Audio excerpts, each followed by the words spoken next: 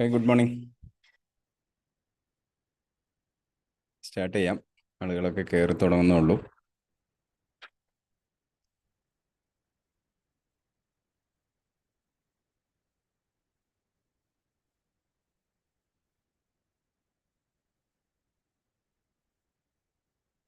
Good morning.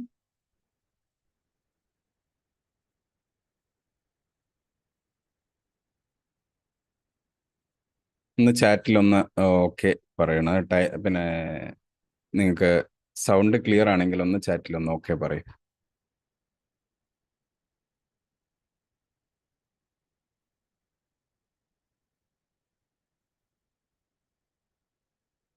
Okay, thank you.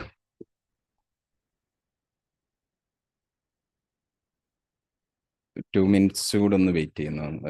ആളുകളൊന്ന് കയറിക്കോട്ടെ. ഇന്നത്തെ topic വളരെ പ്രധാനപ്പെട്ടതാണ്. കാരണം നമുക്കറിയാം, നമ്മുടെ ബിസിനസ്സിൽ നമ്മൾ നേരിടുന്ന ഒരു പ്രധാന പ്രശ്നമാണ് നമുക്ക് പ്രോഫിറ്റബിലിറ്റി അഥവാ പ്രോഫിറ്റ് കാണാനില്ല. നമ്മുടെ ബിസിനസ് നമ്മൾ റൺ ചെയ്ത് മുമ്പോട്ട് പോകുമ്പോൾ ഓരോ ദിവസവും നമ്മൾ രാവും പകലും ഇല്ലാതെ അധ്വാനിക്കുകയാണ്. ബിസിനസ് ഓണർ എന്നുള്ള നിലയ്ക്ക് അതിരാവിലെ നമ്മൾ നമ്മുടെ ഷോപ്പിലെത്തുന്നു. നമ്മുടെ എല്ലാ പ്രവർത്തനങ്ങളിലും നമ്മൾ ഇടപെടേണ്ടി വരുന്നു. വളരെ വലിയ ഹാർഡ് വർക്ക് ചെയ്തുകൊണ്ടാണ് നമുക്ക് ഓരോ ദിവസവും നമ്മൾ മുമ്പോട്ട് പോകുന്നത്. ഇങ്ങനെ നമ്മൾ മുമ്പോട്ട് പോകുമ്പോൾ നമുക്ക് നമ്മുടെ ഒരു ജീവനക്കാരന് എടുക്കുന്ന ഒരു വേതനം പോലും കിട്ടാതെ വരുന്ന എത്രയോ റെസ്റ്റോറൻറ്റ് ഉടമകളെ നമ്മൾ കണ്ടുമുട്ടുന്നുണ്ട്, ഇല്ലേ? നിങ്ങൾ ഏത് രൂപത്തിലുള്ള ആളാണെങ്കിലും ധാരാളം റെസ്റ്റോറൻറ്റ് ഉടമകൾ, ഏകദേശം ഒരു 85% വരുന്ന റെസ്റ്റോറൻറ്റ് ഉടമകളും ലാഭം എന്നുള്ളത് ഒരു കാണാൻ കഴിയാത്ത അല്ലെങ്കിൽ കിട്ടാക്കനിയായിട്ട് മാറുന്ന ഒരവസ്ഥയിലാണ് അവരുടെ ബിസിനസ്സുകളൊക്കെ മുമ്പോട്ട് കൊണ്ടുപോയിക്കൊണ്ടിരിക്കുന്നത്. ഇത് തുടങ്ങിപ്പോയി, ഇനി അത് മുമ്പോട്ട് കൊണ്ടുപോയേ മതിയാവുള്ളൂ എന്നുള്ള ഒരു രീതിയിലാണ് പല റെസ്റ്റോറൻറ്റുകളും മുമ്പോട്ട് പോകുന്നത്. ഇതൊന്ന് അവസാനിപ്പിക്കാൻ എന്തെങ്കിലും മാർഗമുണ്ടോ എന്ന് ചിന്തിക്കുന്ന ആളുകൾ പോലും ഉണ്ട്. അവിടെയാണ് നമ്മുടെ ബിസിനസ്സിൽ ലാഭം എവിടെയാണ് പോകുന്നത് എന്നുള്ള ചോദ്യത്തിൻ്റെ ഒരു ഉത്തരം നമ്മൾ കണ്ടെത്തേണ്ടത്. ഇന്ന് നമ്മുടെ ടോപ്പിക് അതാണ്. Where do your profit go? നിങ്ങളുടെ പ്രോഫിറ്റ് എവിടേക്കാണ് പോകുന്നത്? കാരണം നമ്മൾ ഓരോ വിൽപ്പന നടത്തുമ്പോൾ നമുക്ക് ലാഭം കിട്ടുന്നുണ്ട് എന്നുള്ളത് നമ്മൾ വിശ്വസിക്കുന്നു, ഇല്ലേ? ആ ലാഭം നമുക്ക് കിട്ടുന്നുണ്ടോ? നമ്മൾക്ക് ആ വരേണ്ട ലാഭം എവിടേക്കാണ് പോകുന്നത്? ഇത് നമ്മൾ പല സമയത്തും നമ്മൾ ചിന്തിക്കാറില്ല. ഇങ്ങനെ ചിന്തിക്കാതെ പോകുന്നതുകൊണ്ട് അല്ലെങ്കിൽ വിലയിരുത്താതെ പോകുന്നതുകൊണ്ട് നമുക്ക് സംഭവിക്കുന്നത്, നമ്മുടെ ബിസിനസ് വലിയ സാമ്പത്തിക ബാധ്യതയിലേക്ക് എത്തിയതിന് ശേഷം മാത്രമാണ് നമ്മുടെ ബിസിനസ് നഷ്ടത്തിലാണ് പോയിക്കൊണ്ടിരുന്നത് എന്നുള്ളത് നമ്മൾ മനസ്സിലാക്കുന്നത്.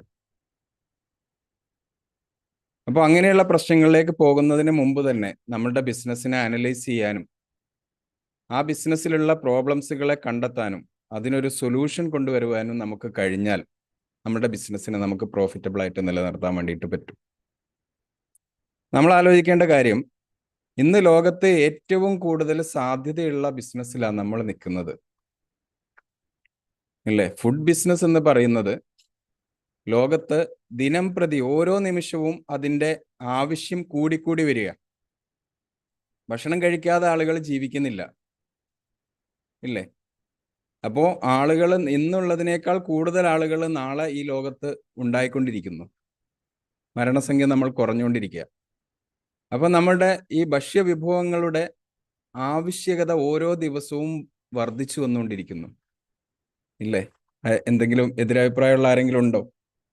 ഉണ്ടെങ്കിൽ നിങ്ങൾക്ക് എൻ്റെ കമൻറ്റ് ബോക്സിൽ കമൻറ്റ് ചെയ്യാം. ഈ ആവശ്യങ്ങൾ ഇങ്ങനെ ദിനം പ്രതി നിമിഷം പ്രതി വർദ്ധിച്ചു വന്നുകൊണ്ടിരുന്നിട്ടും നമ്മളുടെ ബിസിനസ്സിലേക്ക് നമുക്ക് ആളുകളെ കണ്ടെത്താൻ അല്ലെങ്കിൽ നമ്മുടെ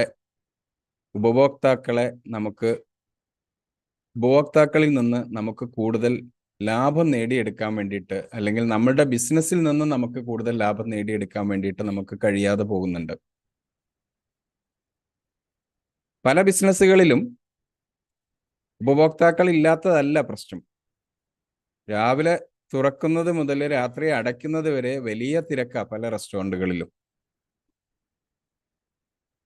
ശ്രദ്ധിച്ചിട്ടുണ്ടാവും, ലഞ്ച് ബ്രേക്കിലോ ലഞ്ചിന്റെ ഒക്കെ സമയത്ത് ആളുകൾ ക്യൂ നിൽക്കുകയാണ് ആ റെസ്റ്റോറൻറ്റിലേക്ക് കയറാൻ വേണ്ടിയിട്ട്. പക്ഷെ ആ റെസ്റ്റോറൻറ്റുകൾക്ക് പോലും ഒരു ഗ്രോത്തും നമുക്ക് കാണാനില്ല. നമ്മൾ കരുതും അവർക്ക് ഭയങ്കര കച്ചവടാ, അല്ലേ? ഭയങ്കര കച്ചവടാ, ഈ നാട്ടിലുള്ള മൊത്തം കച്ചവടം അയാളാണ് ചെയ്യുന്നത് എന്നാണ് നമ്മൾ വിലയിരുത്തുക. പക്ഷേ അവിടെ സംഭവിക്കുന്നത് എന്താ? ആ ദിവസത്തെ അവസാനം ആ റെസ്റ്റോറന്റ് അടച്ചതിന് ശേഷം അദ്ദേഹം കണക്കുകൾ കൂട്ടി ടാലി ആക്കി നോക്കുന്ന സമയത്ത് ഈ വന്ന പണമൊക്കെ എവിടേക്കാണ് പോയിരിക്കുന്നത് എന്ന് പോലും അദ്ദേഹത്തിന് കണ്ടെത്താൻ കഴിയാത്ത അവസ്ഥയിലേക്ക് കാര്യങ്ങൾ മാറുന്നു. അഥവാ ചിലവും വരുമാനവും കൂട്ടിമുട്ടിക്കാൻ വേണ്ടിയിട്ട് പ്രയാസപ്പെടുന്ന അവസ്ഥയിലേക്കാണ് ഇത്തരത്തിലുള്ള പല റെസ്റ്റോറൻറ്റുകളെയും നമ്മൾ കാണുന്നത്. എന്താണ് ഇതിനുള്ള പ്രോബ്ലം? എവിടെയാണ് കൂടുതൽ കസ്റ്റമർ വന്നു കഴിഞ്ഞാൽ റെസ്റ്റോറൻറ്റ് ലാഭകരമാവുമോ?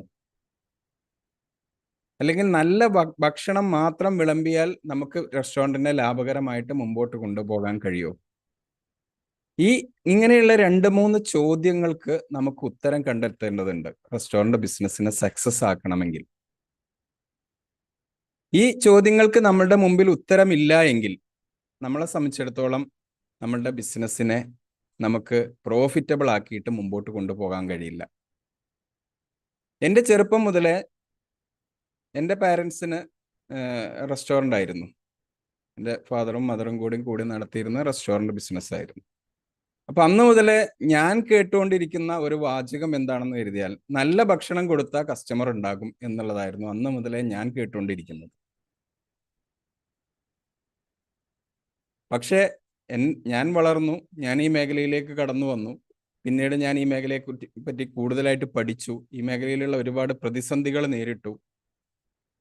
അതിനുശേഷമാണ് ഞാൻ മനസ്സിലാക്കുന്നത്, നല്ല ഭക്ഷണം കൊടുത്താൽ മാത്രം ഒരു റെസ്റ്റോറൻറ്റിനെ ലാഭകരമാക്കാൻ കഴിയില്ല എന്നുള്ളത് ഞാൻ മനസ്സിലാക്കി.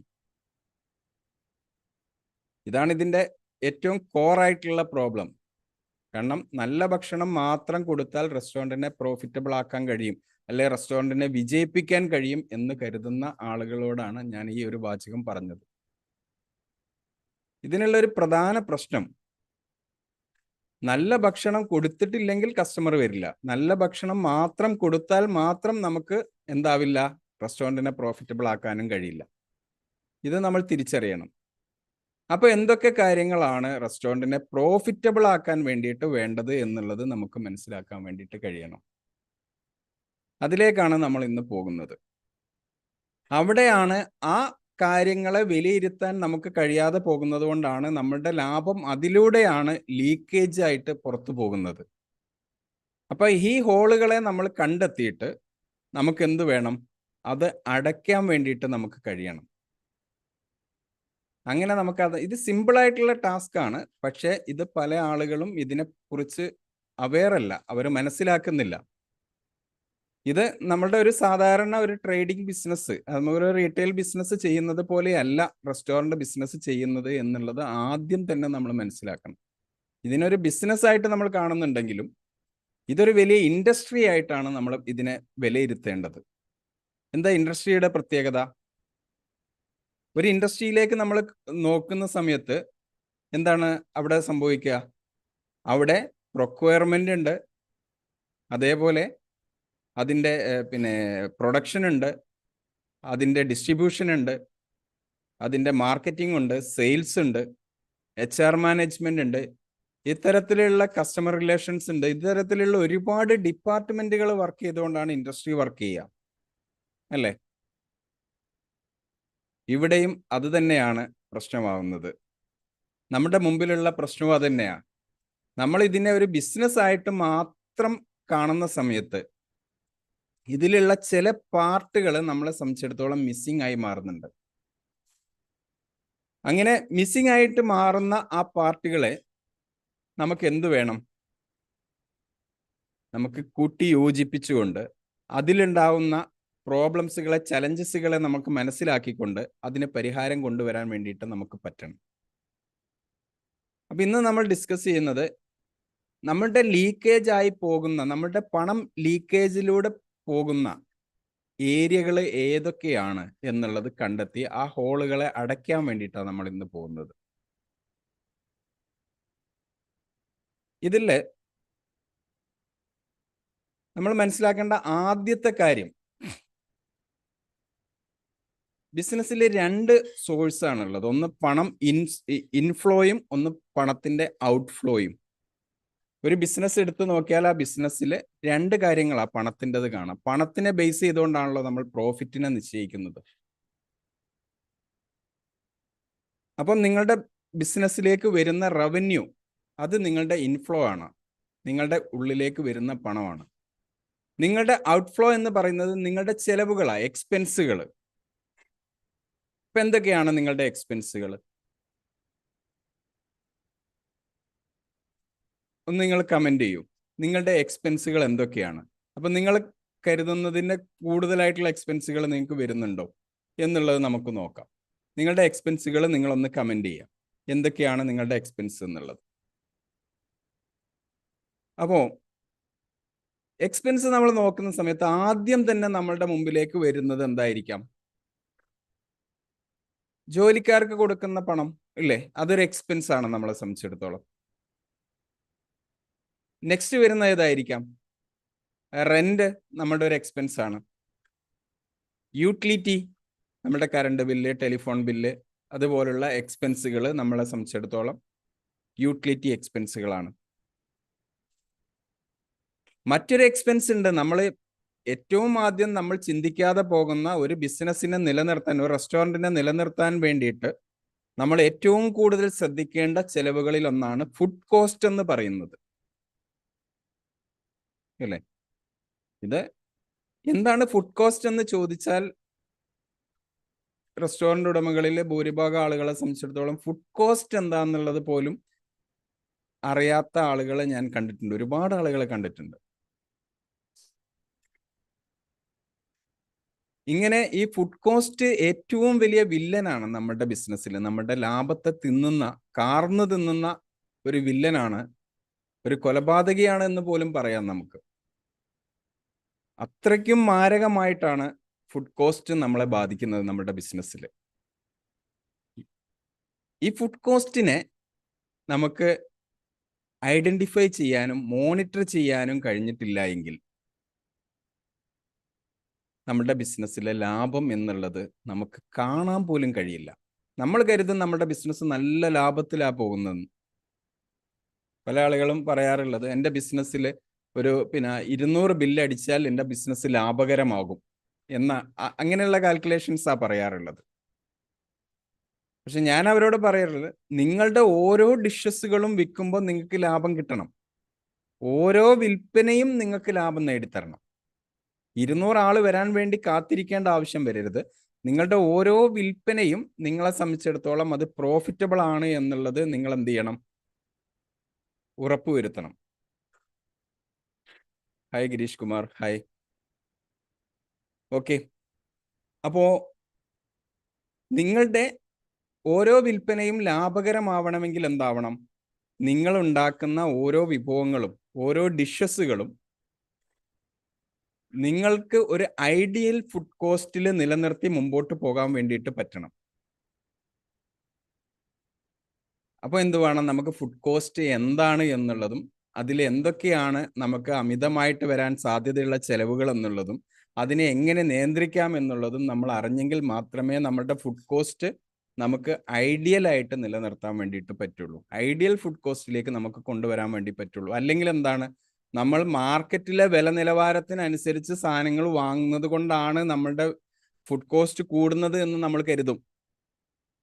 മാർക്കറ്റിൽ ഉണ്ടാവുന്ന ചില ഫ്ലക്ച്വേഷൻസ് ഉണ്ടാവാം. നിങ്ങളുടെ ഇൻഗ്രീഡിയൻസ് വാങ്ങുമ്പോൾ വിലയിൽ ചിലപ്പം ചില വേരിയേഷൻസുകൾ ഉണ്ടാവും. അത് ഷുവറാണ്, അത് ഉണ്ടാവാതിരിക്കാൻ സാധ്യതയില്ല. പക്ഷെ അതുകൊണ്ട് മാത്രമല്ല നിങ്ങളുടെ ഫുഡ് കോസ്റ്റ് കൂടുന്നത്. നിങ്ങളുടെ ഫുഡ് കോസ്റ്റ് കൂടുന്നതിന് ഉള്ള പ്രധാന കാരണങ്ങളിൽ ഒന്ന് നിങ്ങളുടെ വേസ്റ്റേജ് ആണ്. അത് നിങ്ങൾ ശ്രദ്ധിക്കാതെ പോകുന്ന കാര്യമാണ്. പല രൂപത്തിൽ വേസ്റ്റേജുകൾ നമ്മളുടെ ഫുഡ് കോസ്റ്റ് മാനേജ് ചെയ്യുന്ന സമയത്ത് നമുക്ക് കണ്ടെത്താൻ കഴിയും.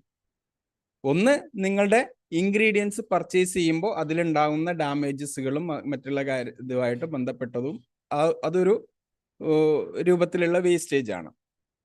കാരണം ഡാമേജ് വെജിറ്റബിൾ ഒക്കെ കൊണ്ടുവരുന്ന സമയത്ത് എന്താവും, ഒരുപാട് സാധനങ്ങൾ ചിലപ്പം കേടുവന്നതൊക്കെ ഉണ്ടാവും. ചാക്കിലൊക്കെയാണ് വരുന്നെങ്കിൽ, ഒന്നിച്ചാണ് പർച്ചേസ് ചെയ്യുന്നതെങ്കിലൊക്കെ അങ്ങനെ സംഭവിക്കാം. അത് നമുക്ക് മോണിറ്റർ ചെയ്യാൻ വേണ്ടിയിട്ട് പറ്റണം. അങ്ങനെയുള്ള വെണ്ടേഴ്സിൽ നിന്ന് നമ്മൾ പർച്ചേസ് മാറ്റിയിട്ട് നല്ല വെണ്ടേഴ്സിലേക്ക് നമ്മൾ കണ്ടെത്തി അവരിൽ നിന്ന് പർച്ചേസ് കൊണ്ടുവരുമ്പോൾ നമുക്ക് ആ വേസ്റ്റേജ് കുറയ്ക്കാൻ വേണ്ടിയിട്ട് പറ്റും. അല്ലെ, ഈ വേസ്റ്റേജ് വരുന്ന സാധനങ്ങൾ അവർക്ക് റിട്ടേൺ പോകുന്ന ഒരു പോളിസി നമ്മൾ ക്രിയേറ്റ് ചെയ്ത് വെച്ച് കഴിഞ്ഞാൽ നമുക്ക് ഈ വേസ്റ്റേജ് നമുക്ക് കുറയ്ക്കാൻ വേണ്ടിയിട്ട് പറ്റും. കൂടാതെ നമുക്ക് വേസ്റ്റേജ് വരുന്ന മറ്റൊരു ഭാഗമുണ്ട്. എവിടെയാണ്? നമ്മുടെ സ്റ്റോറുകൾ വലിയ പ്രശ്നക്കാരാ. കാരണം അവിടെ നമ്മൾ പിഫോ മോഡൽ അഥവാ first in first out model നമ്മൾ ഫോളോ ചെയ്യുന്നില്ല എങ്കിൽ, സ്റ്റോറേജിൽ സ്റ്റോറേജ് നമ്മൾ കീപ്പ് ചെയ്യേണ്ട ഒരു മോഡലാണ് പിഫോ മോഡൽ എന്ന് പറയാം, ഫസ്റ്റ് ഇൻ ഫസ്റ്റ് ഔട്ട്. ഈ മോഡലിൽ നമ്മൾ നമ്മുടെ സ്റ്റോറുകളെ കീപ്പ് ചെയ്യുന്നില്ല എങ്കിൽ, കാരണം അതിൻ്റെ റാക്കുകൾ, അതിൻ്റെ എടുക്കുന്ന പ്രൊഡക്റ്റുകൾ കൊണ്ടുപോകേണ്ട ഫ്ലെക്സിബിലിറ്റി, ഇതെല്ലാം ഈ പിഫോ മോഡലിൽ നമ്മൾ സെറ്റ് ചെയ്യേണ്ടതുണ്ട്. ഇങ്ങനെ നമ്മൾ സെറ്റ് ചെയ്തിട്ടില്ല എങ്കിൽ പല ഉൽപ്പന്നങ്ങളും അവസാനം വന്ന ഉൽപ്പന്നങ്ങൾ ആദ്യം എടുത്ത് ഉപയോഗിക്കുകയും ആദ്യം വന്ന ഉൽപ്പന്നങ്ങൾ അവിടെ കിടന്ന് എക്സ്പയർ ആയി പോകുന്ന ഒരു സിറ്റുവേഷനും വരും. ഇത് ഒരു വേസ്റ്റേജ് ആണ്. ഇത് നമ്മൾ അറിയാതെ വരുന്ന വേസ്റ്റേജ്. നമ്മൾ എപ്പോഴാണ് ഇതൊക്കെ കാൽക്കുലേറ്റ് ചെയ്യുക? ചിലപ്പോൾ 2-3 മാസം കഴിയുമ്പോൾ ആയിരിക്കും സ്റ്റോറൊക്കെ ഒന്ന് ക്ലിയർ ആക്കുക. അതുവരെ ഈ പ്രൊഡക്റ്റ് എന്ത് ചെയ്യും? ഇവിടെ എക്സ്പയർ ആയി അവിടെ കിടക്കും. അല്ലെങ്കിൽ ഏതെങ്കിലും ഹെൽത്ത് ഇൻസ്പെക്ടേഴ്സ് വന്ന് എന്തെങ്കിലും വിസിറ്റിന് വന്ന് അവർ കണ്ടെത്തിയെങ്കിൽ അതിൽ നിന്ന് ഫൈനും അടിച്ച് നമ്മൾ അപ്പോഴാണ് ഇതിനെപ്പറ്റി ചിന്തിക്കുക. പല സ്റ്റോറുകളുടെ അവസ്ഥയാണ് ഞാൻ പറഞ്ഞത്. അപ്പൊ ഇങ്ങനെ വരുന്ന വേസ്റ്റേജിനെ നമുക്ക് തടയാൻ വേണ്ടിയിട്ട് പറ്റണം. ഇതൊരു വലിയ തുക നിങ്ങൾക്ക് ഓരോ മാസവും നിങ്ങൾ മന്ത് എൻഡ് നിങ്ങൾ അത് കാൽക്കുലേറ്റ് ചെയ്ത് നോക്കുമ്പോൾ വലിയൊരു തുക നഷ്ടം വരുന്നുണ്ടാവും നമ്മുടെ വേസ്റ്റേജ് ആയിട്ട്. ഇതുപോലെ അടുത്ത മറ്റൊരു വേസ്റ്റേജ് ആണ് പോർഷനിങ്. നമ്മൾ കസ്റ്റമർക്ക് ഭക്ഷണം വിളമ്പുന്നത് ഇല്ലേ? കസ്റ്റമർക്ക് ഭക്ഷണം വിളമ്പുമ്പോൾ നമ്മൾ കരുതുന്ന ചില തെറ്റായ ധാരണകളുണ്ട്. എന്തൊക്കെയാണ്?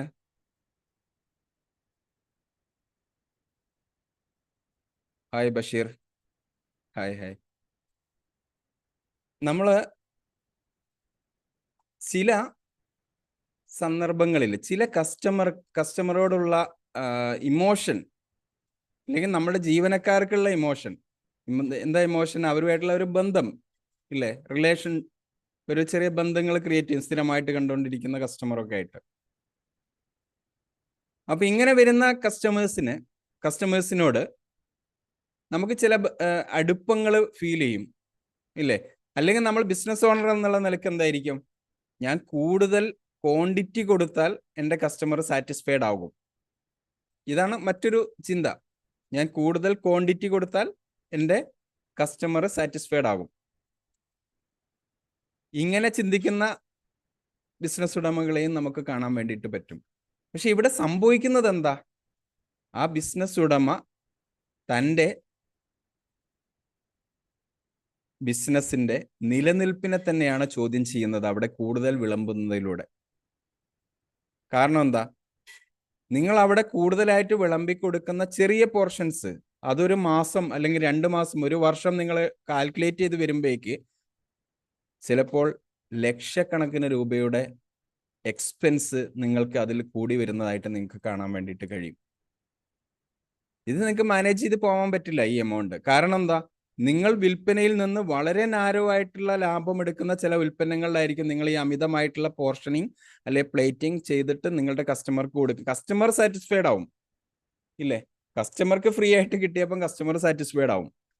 പക്ഷെ നിങ്ങളെ സംബന്ധിച്ചിടത്തോളം നിങ്ങൾ കൊടുക്കുന്ന അമിതമായിട്ട് കൊടുക്കുന്ന ആ പോർഷനിങ് ഉണ്ടല്ലോ, ആ പോർഷനിങ് നിങ്ങളെ സംബന്ധിച്ചിടത്തോളം നിങ്ങളുടെ പണം നഷ്ടപ്പെടുത്തുക. അവിടെ വേസ്റ്റേജിലേക്കാണ് അത് വരുന്നത്. ആ പണം നിങ്ങൾക്ക് ഒരിക്കലും തിരിച്ചെടുക്കാൻ കിട്ടില്ല. നിങ്ങൾ പ്രത്യേകിച്ച് ഒരു common menu, biryani, meals, parotta, beef എന്നൊക്കെ പറയുന്ന കോമൺ മെനുകളിൽ ആണ് നിങ്ങൾ ഇത്തരത്തിൽ കാട്ടുന്നത് എങ്കിൽ, അല്ലെങ്കിൽ കസ്റ്റമർക്ക് സെർവ് ചെയ്യുന്നത് എങ്കിൽ, നിങ്ങളെ സംബന്ധിച്ചിടത്തോളം അത് നഷ്ടത്തിലേക്കായിരിക്കും പോകുന്നുണ്ടാവുക. ഇങ്ങനെയാണ് നിങ്ങളുടെ പണം നിങ്ങൾക്ക് കിട്ടേണ്ട ലാഭം പോകുന്ന സ്ഥലങ്ങളാണ്, ലീക്കേജുകളാണ് ഞാൻ പറയുന്നത്. അപ്പൊ അമിതമായിട്ട് നമ്മൾ സാധാരണ ഒരു പോർഷൻ, നമ്മളിപ്പോൾ ഒരു കാൽക്കുലേറ്റ് ചെയ്യുക, നമുക്ക് 1 കിലോ റൈസിൽ നിന്ന് ഇത്ര ബിരിയാണി ഞാൻ കൊടുക്കാൻ വേണ്ടിയിട്ട് കാൽക്കുലേറ്റ് ചെയ്തിട്ടാണ് ഞാൻ എൻ്റെ പ്രൈസിങ് ഇട്ടത് എന്ന് കാൽക്കുലേറ്റ് ചെയ്യാം. 6 7 ബിരിയാണിയൊക്കെ ഞാൻ പ്രിപ്പയർ ചെയ്ത് കൊടുക്കാം എന്നുള്ള പ്ലാനിലായിരിക്കും ഞാൻ കാൽക്കുലേറ്റ് ചെയ്തിട്ടുണ്ടാവുക. എന്നാൽ ഈ ഒരു അമിതമായിട്ടുള്ള പോർഷനിങ് കൊടുക്കുന്നതോടുകൂടി അത് 5 ആയിട്ട് ചുരുങ്ങിക്കഴിഞ്ഞാൽ എത്ര രൂപയുടെ ലോസ് നിങ്ങൾക്ക് ആ ബിരിയാണി വിൽപ്പനയിൽ വരും എന്നുള്ളത് നിങ്ങളൊന്ന് കാൽക്കുലേറ്റ് ചെയ്ത് നോക്കിയാൽ മനസ്സിലാവും. ഇല്ലേ?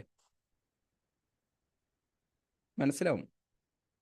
അപ്പോൾ ഇങ്ങനെയുള്ള വേസ്റ്റേജുകൾ ബിസിനസ്സിനെ സംബന്ധിച്ചിടത്തോളം വലിയ നഷ്ടങ്ങൾ സംഭവിക്കും, അഥവാ ലാഭം നഷ്ടപ്പെടുത്തും നിങ്ങളുടെ. അതുപോലെ തന്നെ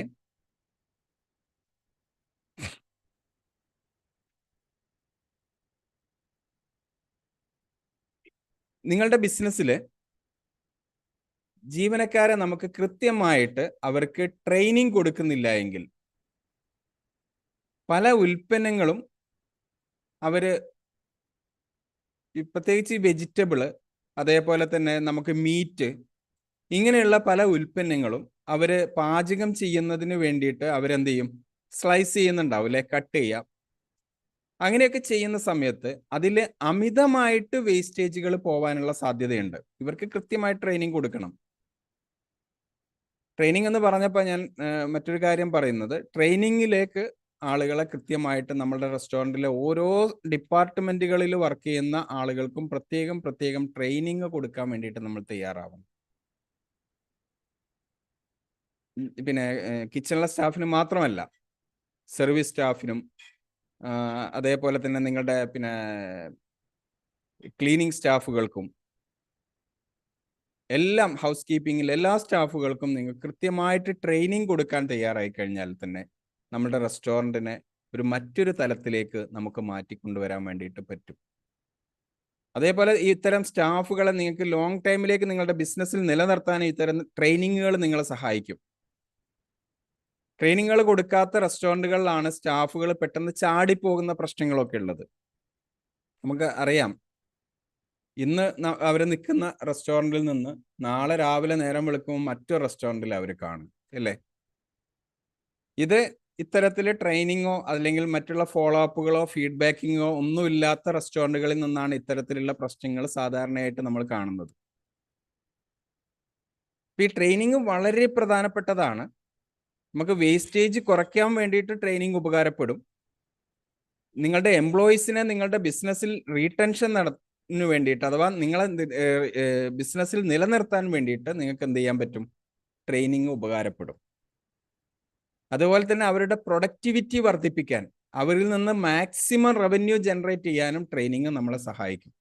ഇത് ഞാനൊരു സാഹചര്യത്തിൽ പറഞ്ഞു എന്ന് മാത്രമേ ഉള്ളൂ. നമ്മളുടെ ഇന്നത്തെ ടോപ്പിക് അതല്ല. അപ്പൊ ഞാൻ പറയുന്നത്, ഇവർക്ക് കൃത്യമായിട്ട് ട്രെയിനിങ് കൊടുക്കുമ്പോൾ ഒരു ഉദാഹരണം എടുക്കാം. നമുക്ക് ഇപ്പൊ സവോള പല രൂപത്തിൽ അവർക്ക് കട്ട് ചെയ്യുക, അല്ലേ?